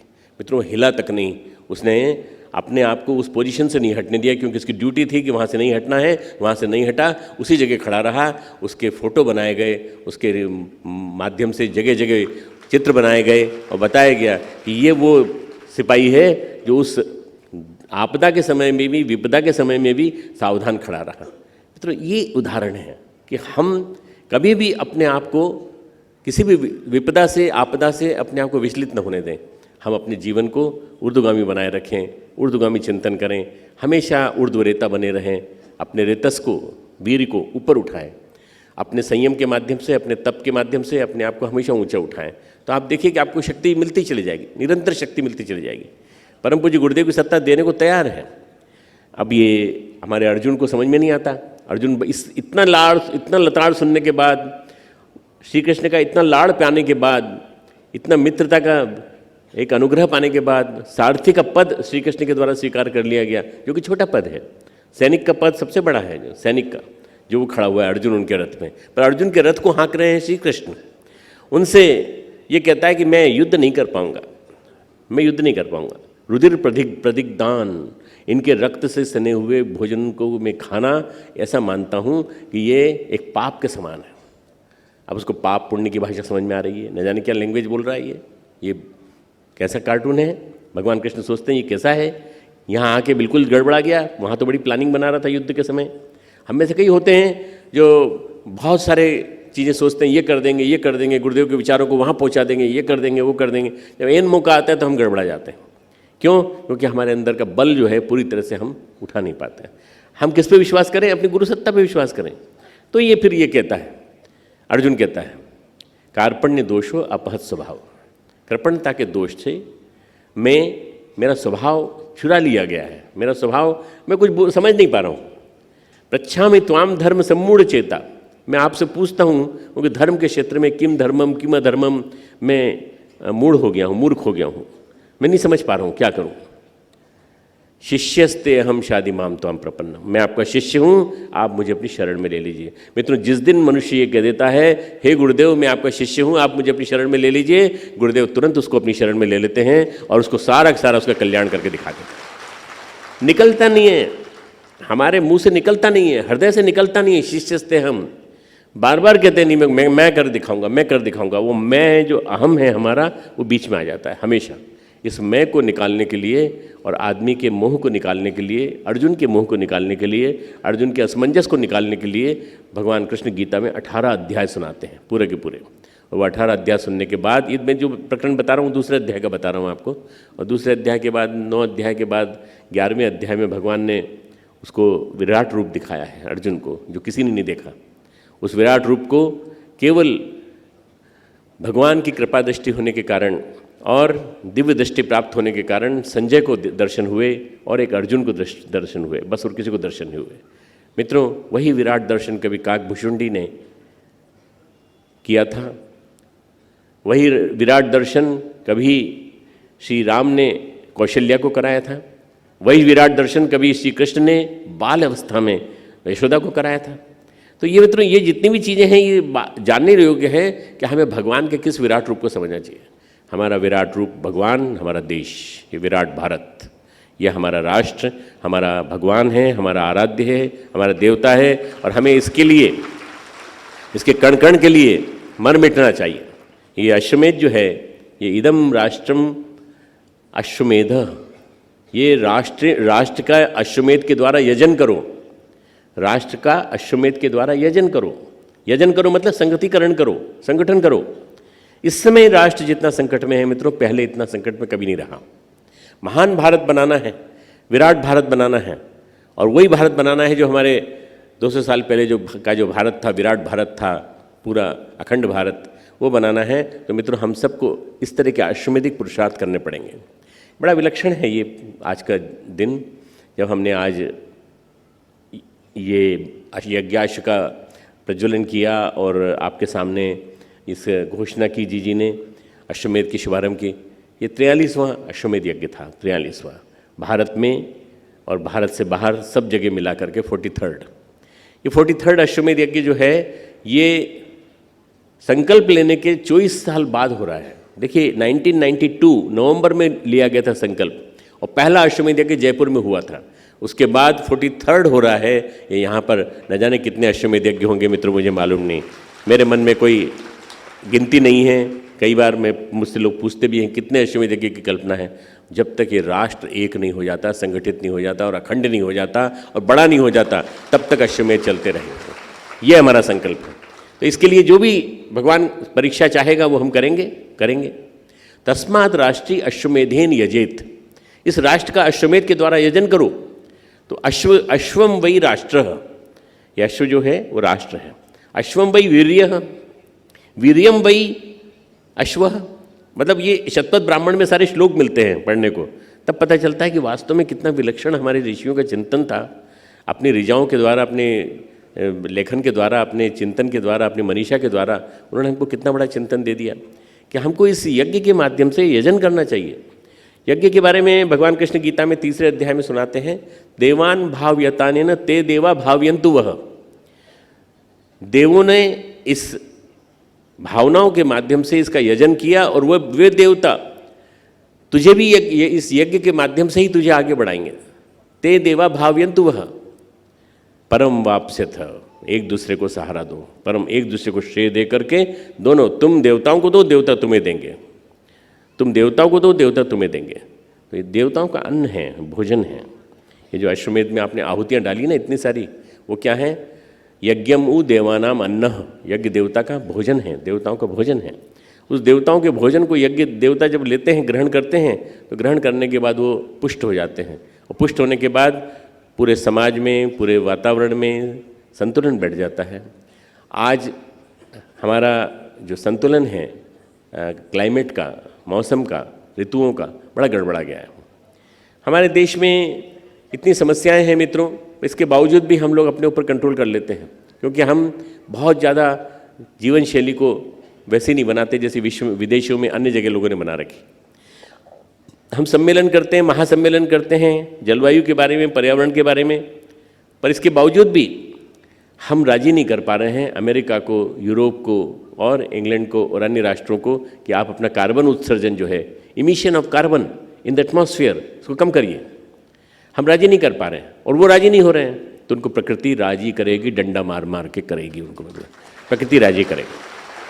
अभी यूएसए से आए हुए हमारे परिजन हमारे बीच में बैठे हुए हैं, जो इस यज्ञ के लिए आए हैं, वो जानते हैं कितनी प्रतिकूल परिस्थितियों में वो लोग आए हैं। लगभग 6000 से ज़्यादा उड़ानें स्थगित कर दी गई। इतनी बर्फ़ गिरी कि 3 से लेकर 4 फीट, 4.5, 5 फीट तक की बर्फ़ अभी भी करीब अमेरिका के 12 राज्यों में गिरी हुई पड़ी है। उसकी वजह से सारा के सारा न्यूयॉर्क से लेकर नीचे तक का, पूरा केंटकी तक का और पूरा अटलांटा तक का पूरा क्षेत्र ढका हुआ है मित्रों। ये क्या है? प्रकृति का क्रोध है, प्रकृति का आक्रोश है। प्रकृति ऐसे नाराज़ होती है, जब नाराज़ होती है तो इसी तरह से नाराज़ होती है। प्रकृति नाराज़ होती है तो सुनामी के रूप में आती है। प्रकृति नाराज़ होती है तो हमारा अंडमान निकोबार आइलैंड का, निकोबार का आधा हिस्सा पूरा बह जाता है, पूरा के पूरा, यहाँ तक कि उसकी पॉपुलेशन भी पूरी बह जाती है। इंडोनेशिया का बहुत बड़ा हिस्सा बह गया। क्यों? प्रकृति की नाराज़गी के कारण, सुनामी के कारण। प्रकृति को अगर शांत करना है, प्रकृति को अपने कंट्रोल में करना है, कंट्रोल में तो नहीं कर पाएंगे कभी भी, प्रकृति भगवान का रूप है। इसलिए प्रकृति को यदि संतुलित और साम्य बनाए रखना है तो यज्ञों की परंपरा को पुनर्जीवित करना पड़ेगा। यज्ञ नियमित रूप से होते रहो। तो मित्रों, मैं समझता हूँ कि इस प्रकृति के असंतुलन से जो दंड मिला है अमेरिका को, आने वाले दिनों में अमेरिका, यूरोप और सारे पूरे विश्व के सभी देशों में सब जगह लोग यज्ञ करने लगेंगे और कहेंगे कि यज्ञ के माध्यम से हे प्रकृति तुम प्रसन्न हो जाओ, तुम शांत हो जाओ, तुम शांत हो जाओ। मुझे ऐसा लगता है कि ऐसा होगा। यज्ञ सारे विश्व में फैलेगा, यज्ञ सारे विश्व में फैलेगा और यज्ञ की संस्कृति को लोग अपनाएंगे। यज्ञो वै विश्वस्य भुवनस्य नाभि, इदम यज्ञम विश्वस्य भुवनस्य नाभि। यज्ञ विश्व भुवन की नाभि है, केंद्र है। नाभि यानी न्यूक्लियस है। सारे गतिविधियाँ, सारे निर्माणात्मक काम, सब कुछ इसी के चारों तरफ घूम रहे हैं। तो हमको कोशिश करना चाहिए कि जो न्यूक्लियस है उस न्यूक्लियस को हम मेंटेन रखें। आप क्या समझते हो कि आप यज्ञ कुंड में जो समिधा डालते हो, जो आप हवन सामग्री डालते हो, जो आप घी डालते हो, जो आप मिष्ठान डालते हो, जो भी कुछ डालते हो, वो सारा के सारा यज्ञ कुंड में जाता है। नहीं मित्रों, ये यज्ञ कुंड जो हैं देवताओं की प्रतिमाएं हैं, देवताओं के प्रतीक के रूप में यहाँ बनाए गए पूरे। और अश्वमेध के यज्ञ कुंड तो बड़े विलक्षण होते हैं, बड़े दिव्य होते हैं। इसलिए इस अश्वमेध यज्ञ में जो 151 कुंड बनाए गए हैं, उनके माध्यम से आपने देवताओं को भोजन कराया है। देवताओं को भोजन करा करके आपने अपने लिए भी सौभाग्य मांगा, अपने परिवार के लिए भी मांगा और पूरे राष्ट्र के लिए मांगा कि पूरे राष्ट्र को समृद्धि मिले, यश मिले, पूरे राष्ट्र को कीर्ति मिले। मित्रों, कोई भी श्रेय ले जाए, हमें कोई मतलब नहीं। हमारे मोदी जी कहें भले कि हमारा राष्ट्र प्रगति की ओर बढ़ रहा है और आगे बढ़ रहा है और हम इतनी स्मार्ट सिटी बनाएंगे और हम ये करेंगे, वो करें, कहते रहे वो, पर काम असली में हम लोगों ने किया है, गायत्री परिवार ने किया है, जो घर घर गायत्री और यज्ञ को पहुंचाने का काम किया है। घर घर गायत्री, घर घर यज्ञ, घर घर संस्कार, ये 3 चीज़ें हैं, गायत्री, यज्ञ और संस्कार। अगर जीवन को बदल सकते हैं तो ये तीनों चीज़ बदल सकती हैं, वैज्ञानिक दृष्टि से, सांस्कृतिक दृष्टि से, आध्यात्मिक दृष्टि से और जितने भी वेद पुराण वगैरह शास्त्र हैं, इन सब की दृष्टि से देखा जाए तो मित्रों, केवल ये 3 ही चीज़ें हैं जो किसी भी राष्ट्र को ऊंचा उठाने में समर्थ, सशक्त हो सकती हैं। यही तीनों चीज़ें हो सकती हैं। इन्हीं तीनों चीज़ों को हमें ज़्यादा से ज़्यादा बल देना है, ज़्यादा से ज़्यादा बल देना है।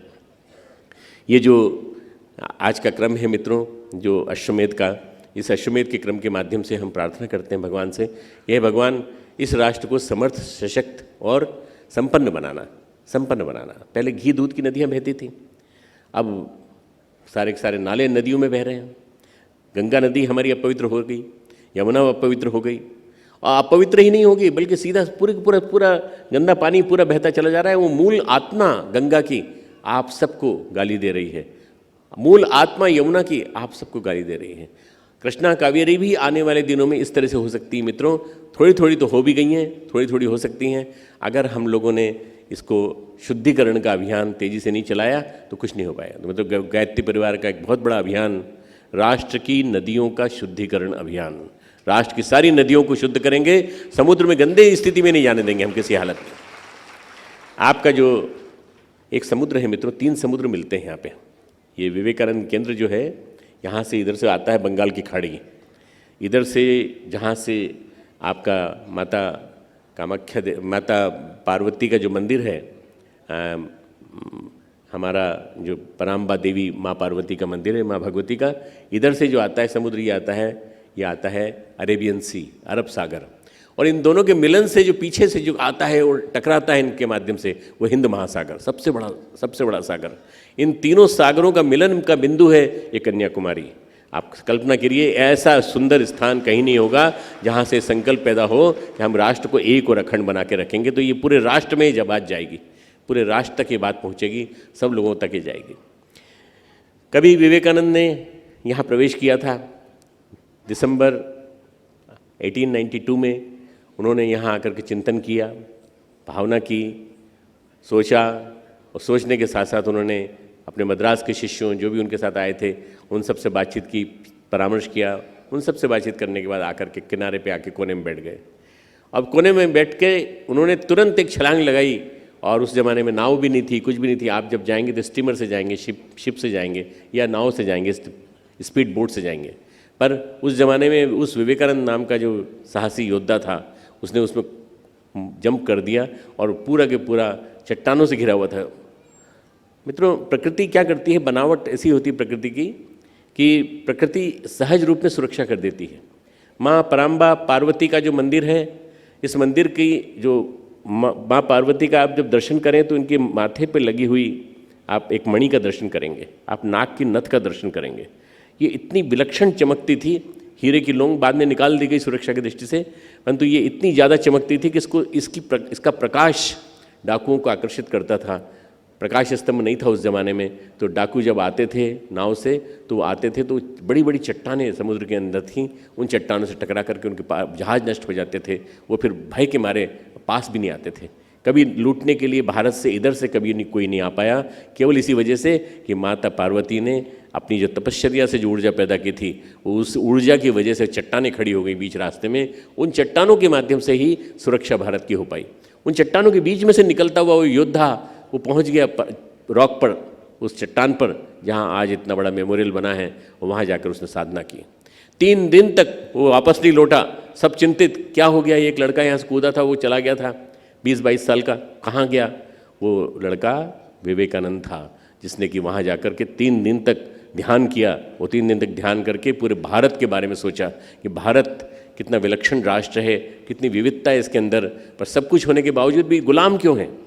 इस गुलाम भारत को आज़ाद करना किसी हालत में मेरा लक्ष्य है। एक योद्धा सन्यासी के रूप में विवेकानंद उभर कर आए, और योद्धा सन्यासी के रूप में उभर कर आने के बाद उन्होंने सारी की सारी पृष्ठभूमि बनाई, दिमाग में एक छोटी सी उनकी स्क्रिप्ट लिखी गई, और उसके बाद उन्होंने वापस आने के बाद उन्होंने फिर से अपनी यात्रा चालू की। तो संदेश भेज करके कि मैं विश्व धर्म सम्मेलन होने जा रहा है, उसमें जाना चाहता हूँ, और जा कर के भारतीय संस्कृति के बारे में बताना चाहता हूँ। भारतीय संस्कृति की जब जानकारी उन्होंने विश्व में जाके शिकागो में दी, शिकागो के धर्म सम्मेलन से जो पूरे विश्व में पहुंचा संदेश, और देखते देखते मित्रों लोगों को लगने लगा कि हम कितने मूर्ख हैं जो हम भारत में अपने लोगों को भेजते हैं, क्रिश्चियन मिशनरीज को भेजते हैं। आज वही कन्याकुमारी मित्रों चारों तरफ से ईसाई भाइयों से घिरा हुआ है। भाई इसलिए बोल रहा हूँ कि भाई तो बोलना ही पड़ेगा, उन्हीं के बीच में रहना है, कन्याकुमारी को भी, सबको, हम सबको। पर ये इन लोगों ने धर्म के नाम पर जो राष्ट्र के जो मूल प्रयोजन वाला जो अश्वमेध यज्ञ है हमारा, इसके साथ अगर सहयोग किया होता तो आज मैं समझता हूँ कि ईसा के सच्चे पुत्र कहलाते वो लोग। पर वो ईसा के सच्चे पुत्र नहीं है, क्योंकि उन्होंने हमारे साथ सहयोग नहीं किया। सब के सब जितने भी यहाँ जो बैठे हुए थे मित्रों, आप लोग सब इंतजार कर रहे थे कि कलश यात्रा निकलेगी तो इतने उत्साह के साथ निकलेगी, जोश के साथ निकलेगी, नहीं निकल पाई। क्यों? पूरा विवेकानंद से लेकर कन्याकुमारी तक का, कन्याकुमारी से लेकर नगरकोइल तक का बेल्ट, पूरा ये एरिया पूरा 100% क्रिश्चियन है, कन्वर्टेड क्रिश्चियंस हैं। कोई दिक्कत नहीं, हमें कोई दिक्कत नहीं, हमें कोई दिक्कत नहीं। हम इनको गायत्री में बना लेंगे, हम इस अश्वमेध की ऊर्जा से इनको निला देंगे, और ये पूरे के पूरे जो है इनका वो हो जाएगा क्या बोलते हैं उसको, शुरू में वो जल छिड़क करके वो पवित्रीकरण करते हैं ना, ऐसे हम पवित्रीकरण कर देंगे। ये सारे के सारे भारतीय संस्कृति को धारण करके हिंदू हो जाएंगे, फिर से बदल जाएंगे, पूरे के पूरा एक क्षेत्र बदल जाएगा। थोड़ा समय लगेगा परंतु हो जाएगा पूरा। घर घर में संस्कृति फैलाएंगे, घर घर में फैलाएंगे। तो दक्षिण से जो संदेश जाएगा वो पूरे भारत में जाएगा कि ये धर्मांतरण ठीक नहीं है। धर्मांतरण मित्रों, किसी की आइडेंटिटी से छेड़खानी करना गलत है। जिसकी ओरिजिनलिटी है उससे छेड़खानी करना बिल्कुल गलत है। किसी हालत में नहीं करना चाहिए किसी को ओरिजिनलिटी को डिस्टर्ब करना, मौलिकता को। मैं मौलिक हूँ, मैं हिंदू हूँ, इसलिए मुझे गर्व है, बस ये मैं हिंदू हूँ, मैं मुझे गर्व है, ऐसा कह के हमारे अंदर से निकल के आना चाहिए कि हिंदुत्व की सारी गुण हमारे अंदर हैं। कौन से गुण हैं हमारे अंदर? में दयाशीलता है, उदारशीलता है, दानशीलता है, मेरे अंदर राष्ट्र के प्रति सम्मान का भाव है, मेरे अंदर माँ गंगा के प्रति सम्मान का भाव है, मेरे मन में सारी देवी शक्तियों के प्रति सम्मान का भाव है, सारी नारी शक्ति के प्रति सम्मान का भाव है। मैं अपने जीवन में ऊंचा उठने की सोचता हूँ तो सबको साथ लेकर के ऊंचा उठता हूँ। ये हिंदुत्व के प्रतीक है। हिंदुत्व जीवन शैली का नाम है, कोई धर्म नहीं है। सनातन धर्म एक धर्म है, परंतु हम सब मिलकर के अगर देखें तो सनातन धर्म ही एकमात्र ऐसा धर्म है जो सारे भारत में था और आने वाले दिनों में सारे विश्व में फैलेगा। यही सनातन धर्म फैलेगा और विश्व भर में इसका संव्याप्त हो जाएगा। इसी सनातन धर्म के लिए हम लोग यहाँ पर स्थापना के लिए हम लोग यहाँ पर ये यज्ञ अश्वमेध यज्ञ अनुष्ठान कर रहे हैं। मित्रों, इस अश्वमेध यज्ञ की चर्चा के दौरान मैं थोड़ा सा एक दूसरी बात और कहना चाहता हूँ। ऐसा कहा जाता है कि भगवान विष्णु सोए हुए थे। भगवान विष्णु सोए हुए थे और भगवान विष्णु के कान के मेल से दो दैत्य प्रकट हुए। एक का नाम था मधु, एक का नाम था कैटभ। कल्पना कीजिए, भगवान विष्णु कभी सो सकते हैं? भगवान कभी सो सकता है? भगवान सत्प्रवृत्तियों का नाम है, भगवान श्रेष्ठताओं का नाम है, आदर्शों का नाम है, उत्कृष्टताओं का नाम है। भगवान इसको कहते हैं। ये मार्कंडेय पुराण में कथा आती है। मार्कंडेय पुराण में जो कथा आती है उसी को दुर्गा सप्तशती में जिक्र किया गया है।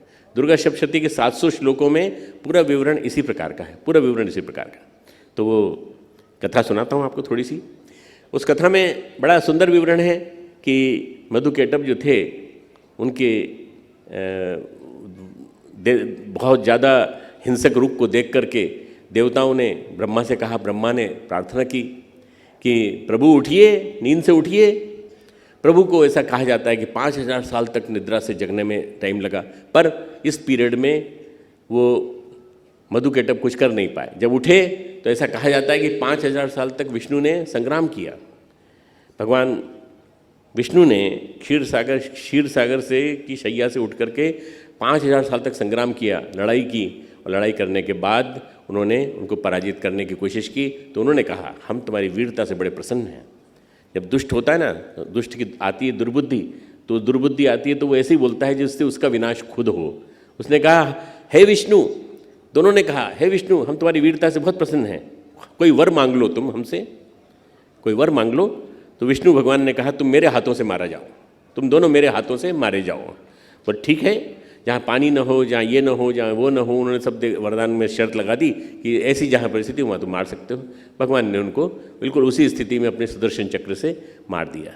अब मित्रों, इस कहानी का मर्म समझने की कोशिश करिए कि भगवान ने मधु कैटभ का वध किया। मधु कैटभ का मतलब क्या था? मधु यानी राग, कैटभ यानी ईर्ष्या।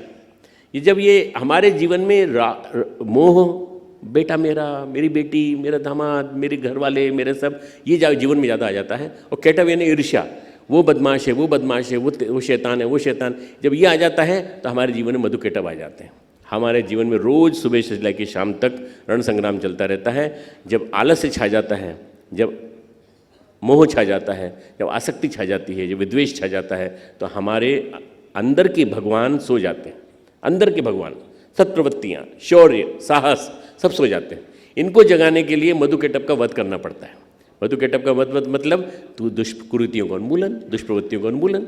बस ये इसका एसेंस ये है कि इस एसेंस को समझना है। वो राक्षसों की लड़ाई वगैरह से कोई मतलब नहीं है। असली ये है कि अपने अंदर के भगवान को पहचानिए और अपने अंदर के भगवान को जगाइए, बस यहाँ से। इसके बाद दूसरा प्रकरण आता है मित्रों। भगवान फिर अपनी क्षीर सागर में लक्ष्मी जी उनके पैर दबाती हैं और उनके सो जाते हैं। फिर सोने के तुरंत बाद वो पता चलता है कि महिषासुर नाम का एक दुष्ट राक्षस जो है वो आ गया है और वो कर रहा है, गड़बड़ कर रहा है। तो उसके बाद उन्होंने देवी का आह्वान किया। भगवान को भी अंतिम समय में देवी की आवश्यकता पड़ती है। माँ दुर्गे आती हैं और माँ दुर्गे माँ दुर्गे से कहते हैं कि अब आप इनका संहार कीजिए। महिषासुर का वध माँ दुर्गा करती हैं। महिषासुर लालच का प्रतीक, महिषासुर असीम लिप्सा का प्रतीक, महिषासुर एक प्रकार से उस चीज़ का प्रतीक जिससे कि वो अपने आप को जरूरत से ज़्यादा स्थापित करना चाहता था, महिषासुर को समाप्त कर देती है। हमारे अंदर ये 3 चीज़ें ना आने पाएँ, राग, द्वेष और तीसरा अहंकार। कामेश क्रोधेश रजोगुण समुद्भव महाशनो महात्मा विद्धि अनमी वेरिणम। गीता में भगवान कृष्ण कहते हैं काम, क्रोध और ये लोभ, मोह, ये रजोगुण बढ़ाने वाले हैं, ये कभी नहीं आने पाए, क्योंकि ये आएंगे तो तुम नष्ट हो जाओगे, पूरी तरह से नष्ट हो जाओगे। हमको जब मालूम है तो फिर हम क्यों इनके चक्कर में पड़ते हैं? हम काम के चक्कर में पड़ जाते हैं, क्रोध के चक्कर में पड़ जाते हैं, रजोगुण बढ़ता चला जाता है और हम उसके बाद फिर विनाश को प्राप्त होते हैं। तो मित्रों, पहले महिषासुर का वध होता है, पहले चरित्र में मधुकैटभ का वध होता है, दूसरे चरित्र में महिषासुर का वध होता है और तीसरे चरित्र में शुंभ निशुंभ का वध होता है। ये जो तीनों प्रसंग हैं मित्रों, ये दुर्गावतरण के प्रसंग हैं। हमारी अश्वमेध की कहानी दुर्गावतरण से प्रज्ञावतरण की कहानी है। दुर्गावतार के अवतरण से प्रज्ञावतार के प्रकटीकरण की कहानी है। ये प्रज्ञावतार का प्रकटीकरण होने जा रहा है, जो आने वाले दिनों में लोगों के दिमागों को ठीक करेगा, दुर्बुद्धि को ठीक करेगा, सद्विचारों को दुर्विचारों को श्रेष्ठ विचारों में बदलेगा और भारतीय संस्कृति के प्रति झुकाव को बढ़ाएगा, लोगों के मनों को ठीक करेगा, निर्मल करेगा और निर्मल करके एक नया भारत बनाएगा। मित्रों, केवल स्वच्छ भारत की जरूरत नहीं है, निर्मल मन वाले भारत की जरूरत है। केवल स्वच्छ भारत की ही जरूरत नहीं है, हमारे आध्यात्मिक विकसित उच्च आध्यात्मिक बल वाले व्यक्तियों की, दुर्बल नहीं बल्कि शक्तिशाली वीरवान लोगों की बल जरूरत है। स्वामी विवेकानंद ने कहा था, मुझे तुम 100 आदमी दे दो जो स्टील की नसें हों, जिनके अंदर किसी प्रकार का कोई लालच न आने पाए, जिनकी किसी प्रकार की उनके अंदर काम वासना न पनपने पाए, और मुझे ऐसे दे दो जिनके अंदर रक्त उबलता हुआ रक्त हो। अगर मुझे 100 आदमी मिल जाए, मैं सारे विश्व को बदल दूंगा। मित्रों, उनको तो 100 आदमी नहीं मिल पाए, और परम पूज्य गुरुदेव ने आपके जैसे हजारों आदमी खड़े कर दिए हैं जो अपने आप को पहचानेंगे तो एक विकसित भारत, एक दिव्य भारत, महान भारत खड़ा कर सकेंगे। खूब खूब मंगल कामनाएं, आप सबको खूब खूब आशीर्वाद। श्रद्धेय डॉक्टर साहब के हम सब कृतज्ञ हैं। अब उनके व्याख्यान का संक्षिप्त तमिल भाष्य अभी श्री मोहन जी। सबको प्रणाम। डॉक्टर जी के वो लंबे भाषण को यथाशक्ति मैं ध्यान में लेकर, समय को ध्यान में लेकर आदि संक्षिप्त में करने की कोशिश करूँगा। அனைவருக்கும் வணக்கம்। இன்று அஸ்வமேத யாகம் வெளிநாடுகளிலிருந்து வந்திருந்த அனைவரையும் இன்று உலகம் போற்றும் அளவில் நாம் நடந்து கொண்டிருக்கின்றோம்। மகாபாரதத்தில் ஸ்ரீ கிருஷ்ணன் பாண்டவர்களுக்கு अर्जुनन। अभी बैठ जाएं। हमारे भाई बहन जो उठ के जा रहे हैं, तमिल आपको समझ नहीं आ रही होगी, लेकिन जो हमारे तमिल कार्यकर्ता हैं उनके लिए ज़रूरी है। और 5 मिनट के बाद ही फिर सूचनाएं दे करके श्रद्धेय डॉक्टर साहब, श्रद्धेय जी विदा होंगे। आप कृपया बैठ जाएं, अपने स्थान पर बैठ जाएं। மகாபாரதத்தில் பாண்டவர்களுக்கு யுத்தம் செய்ய வந்த கிருஷ்ணன் அர்ஜுனனுக்கு மனம் தளர்ந்து இருந்த நேரத்தில் அவனுடைய கோழைத்தனத்தை நீக்கி அவருக்கு எதிரில் உள்ள துரோணாச்சாரியார், கிருபாச்சாரியார் போன்ற பீஷ்மாச்சாரியார் போன்றவர்களை எல்லாம் பார்த்து அவர் பயந்திருந்த நேரத்தில் அதை விடுத்து நீ தர்மம் காக்க நீ சண்டையிடு என்று சொன்னார். இத்தனைக்கும் அந்த கிருஷ்ணன் என்பவர் அவருடைய நண்பர், தோழர், அவருடைய மித்திரர் இருந்த போதும் அவளால் அந்த ஒரு எண்ணத்தை கொண்டு வர முடியும். அதே போல் நாம் நம்முடைய குருஜியினுடைய அருளாசி நமக்கு இருந்த போதும் நாம் இந்த தேசத்தை காக்கும் வேளையில் நாம் இன்னும் இயங்காமல் இருப்பது நம்முடைய கோழைத்தனத்தை தான் காட்டுகிறது. பழக்க வழக்கங்கள் தவறாக செல்கிறது. நான் தவறான பாதையில் போக மாட்டேன், சரியான பாதையில் தான் நான் செல்வேன் என்கின்ற எண்ணத்தை நாம் நம்முள்ளே கொண்டு வர வேண்டும். கோழைத்தனத்தை விட்டுவிடு, சோம்பேறித்தனத்தை விட்டுவிடு, உத்வேகம் கொள், விழிப்புணர்வு கொள், நல்ல வழியில் செல், தேசியம் வளர்க்க காயத்ரி மந்திரம் நிச்சயமாக செய்யும். நாம் யுத்தம் செய்ய வேண்டியது தீய புத்தி, துர்புத்தி, கிட்ட செயல், தீய செயல் இவைகளை எல்லாம் எதிர்த்து நாம் போரிட வேண்டும். நாம் எல்லோரும் போரிட்டால் இந்த தேசம் நிச்சயமாக நல்வழி செய்யும் என்பதை உணர்த்துவதன் நோக்கம்தான் இந்த அஸ்வமேத யாகம். இந்த அஸ்வமேத யாகத்தின் மூலமாக நாம் எச்சரிக்கை செய்வது, ஓ நண்பர்களே, ஓ காயத்ரி பரிவாரனுடைய பக்தர்களே, நீங்கள் தான் வீரர்கள். 200 ஆண்டுகளுக்கு முன்னால் நம்முடைய பாரதம் அடிமைப்பட்டு கிடந்ததே, அதை எதிர்த்து நாம் எல்லோரும் போரிட்டோமே, அதனால் தானே நாங்கள் விடுதலை அடைந்தோம். அப்படிப்பட்ட ஒன்றுபட்ட நாம் பாரதத்தை காண வேண்டும் என்றால் நாம் எல்லோரும் ஸ்ரீ கிருஷ்ணர் கூறியபடியே நாம் எல்லோரும் ஒன்றாக இருந்து மிகவும் துணிச்சலுடன் நாம் இந்த தேசத்திற்காக நாம் இருக்க வேண்டும், நாம் இயங்க வேண்டும். நாமும் நம்முடைய குருவை அலைந்து அவரிடம் நம்மை ஒப்படைத்துவிட்டு நாம் நம்முடைய வேலைகளை நிச்சயமாக செய்ய வேண்டும். குருநாதர் சொன்னதுபடி மதம் என்பது அன்பை போதிப்பது, மதம் என்பது சண்டையை போதிப்பதல்ல. கௌசல்யைக்கு பிறந்த ராமன், யசோதைக்கு செய்த கிருஷ்ணன், அதே போல் நமக்கு இந்த தாய் பாரத தேசம்தான் நமக்கு தாய். அஸ்வமேத யாகத்தின் மூலம் தேசியத்தை வளர்த்து கொள்வோம், அகண்ட பாரதம் காணுவோம். அதன் மூலமாக நாம் நிறைய நாட்டிற்கு நன்மைகளை செய்வோம். 1992 முதல் அஸ்வமேத யாகம் நடந்தது. இப்பொழுது கன்னியாகுமரியில் 43வது அஸ்வமேத யாகம் நடக்கின்றது. இந்த அஸ்வமேத யாகம் முடிந்த பிறகு நாம் அதன்படி நடந்து கொள்ள வேண்டும். மனிதனை மனிதனாக்குவோம், அந்த மனிதன் ஆக்கிய பின் அவனை தெய்வீக குணம் கொண்டவனாக மாற்றுவோம். இன்றைய பர்யாவரண், நம்முடைய சூழ்நிலைகள், நம்முடைய இயற்கைகள் நமக்கு மிகவும் அனுகூலமாக இல்லை. அதற்கு அமெரிக்கா, இங்கிலாந்து போன்ற நாடுகள் செய்ய முடியாததை கூட நாம் பாரத நாடு நாம் நிச்சயமாக இந்த காயத்ரி மூலமாக நாம் செய்ய முடியும். இயற்கை கோபப்பட்டால் நாம் அழிந்து விடுவோம். இயற்கை கோபப்படக்கூடாது. இயற்கையை நாம் சாந்திப்படுத்த வேண்டும். இயற்கையோடு நாம் ஒன்றி வாழ வேண்டும். தெய்வங்களின் உருவம், தெய்வங்களின் உழவு ஊட்டுதல், இதையெல்லாம் நாம் யாகத்தின் மூலம் பார்த்தோம். வீடு வீடாக காயத்ரி யாகத்தை செய்வோம். வீடு வீடாக சென்று காயத்ரி பரிவாரனுடைய அமைப்பை பற்றி விளக்குவோம். நம்முடைய கலாச்சாரம், பண்பாடு, ஆன்மீகம் ஆகியவைகளை விளக்குவோம். கடவுளே, இந்த தேசம் பாதுகாக்க எங்களுக்கு நீ முழுமையான உத்வேகம் கொடு என்று கடவுளை வேண்டுவோம். விவேகானந்தர் 1892 ஆண்டு இங்கு வந்தார். இங்கு வந்து தாயின் மடியில் இந்த பார்வதி தேவியை துயில் கொண்டிருந்த தேவியை பார்த்து, இங்கே பாரதம் செழிக்க வேண்டும், அதற்கு நீ எனக்கு வழிகாட்ட வேண்டும் என்று அந்த பாறையில் அமர்ந்து அவர் செய்தார். அதன் மூலமாக பாரத பண்பாட்டை அவர் புரிந்து கொண்டார். பாரத பண்பாட்டை சிகாகோ நகரத்தில் மூலம் பரப்பியவர் உலகம் முழுவதும் பரப்பிவிட்டு பாரத நாடு முழுவதும் அதை பரப்ப அவர் நிச்சயமாக முயற்சி செய்தார். நாம் இந்து மதம் என்று சொல்ல வேண்டாம், நாம் சனாதன தர்மத்தை சேர்ந்தவர்கள். சனாதன தர்மத்தின் முறைப்படி நாம் வாழ்ந்தோம் என்றால் நாம் நிச்சயமாக நாம் விழித்தெழுவோம். பகவான் ஸ்ரீ விஷ்ணு பகவான் தூங்கி இருப்பதாக, பார்க்கடலில் தூங்கி இருப்பதாக கூறுகிறார். கடவுள் எங்கேயாவது தூங்குவாரா? அவரை நாம் தூங்க விடுவோமா?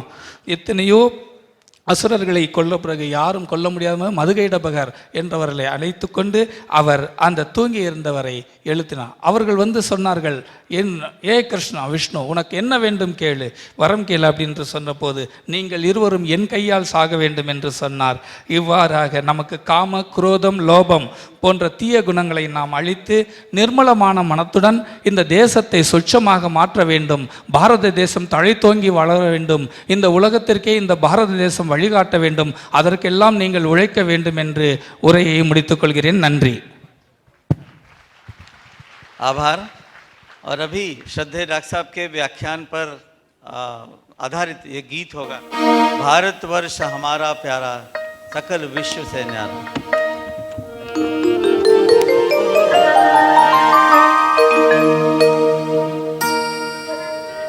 परम श्रद्धेय डॉक्टर साहब ने हमको इस भारत को महान भारत बनाने के लिए जो घोषणा की है, एक बार भारत माता की जय बोले।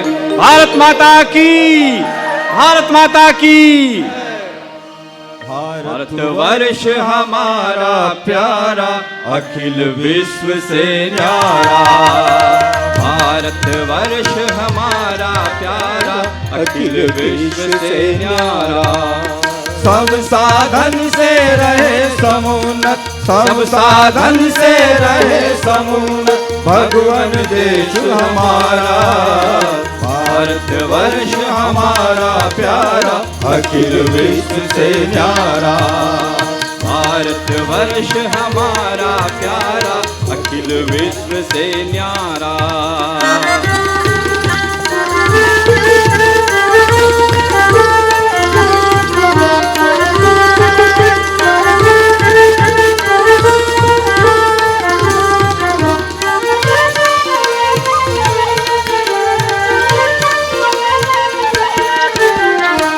ब्राह्मण विद्वान राष्ट्र में ब्रह्म तेज व्रतधारी।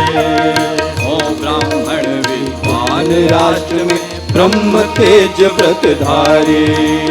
महारथी हो सूर धनुर्धर क्षत्रिय लक्ष्य प्रहारी। महारथी हो सूर्य धनुर्धर क्षत्रिय लक्ष्य प्रहारी। लक्ष्मी भी अति मधुर दुग्ध की गौवे भी अति मधुर दुग्ध की रहे बहाती धारा। भारत वर्ष हमारा प्यारा अखिल विश्व से न्यारा। भारत वर्ष हमारा प्यारा अखिल विश्व से न्यारा।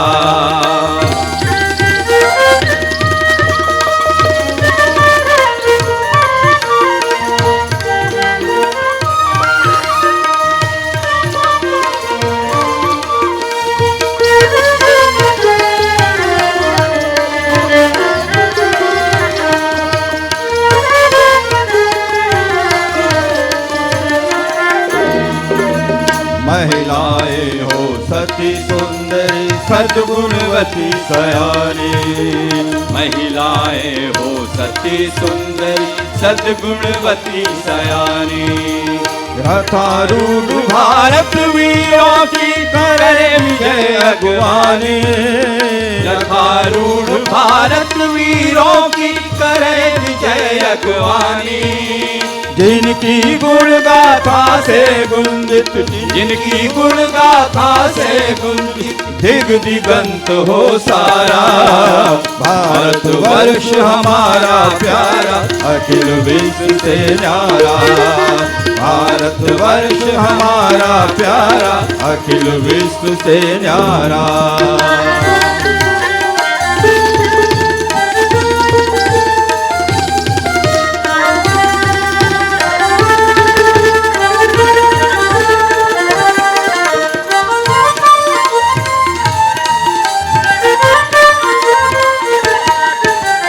आवश्यक जितना हो उतना रस बादल बरसाए।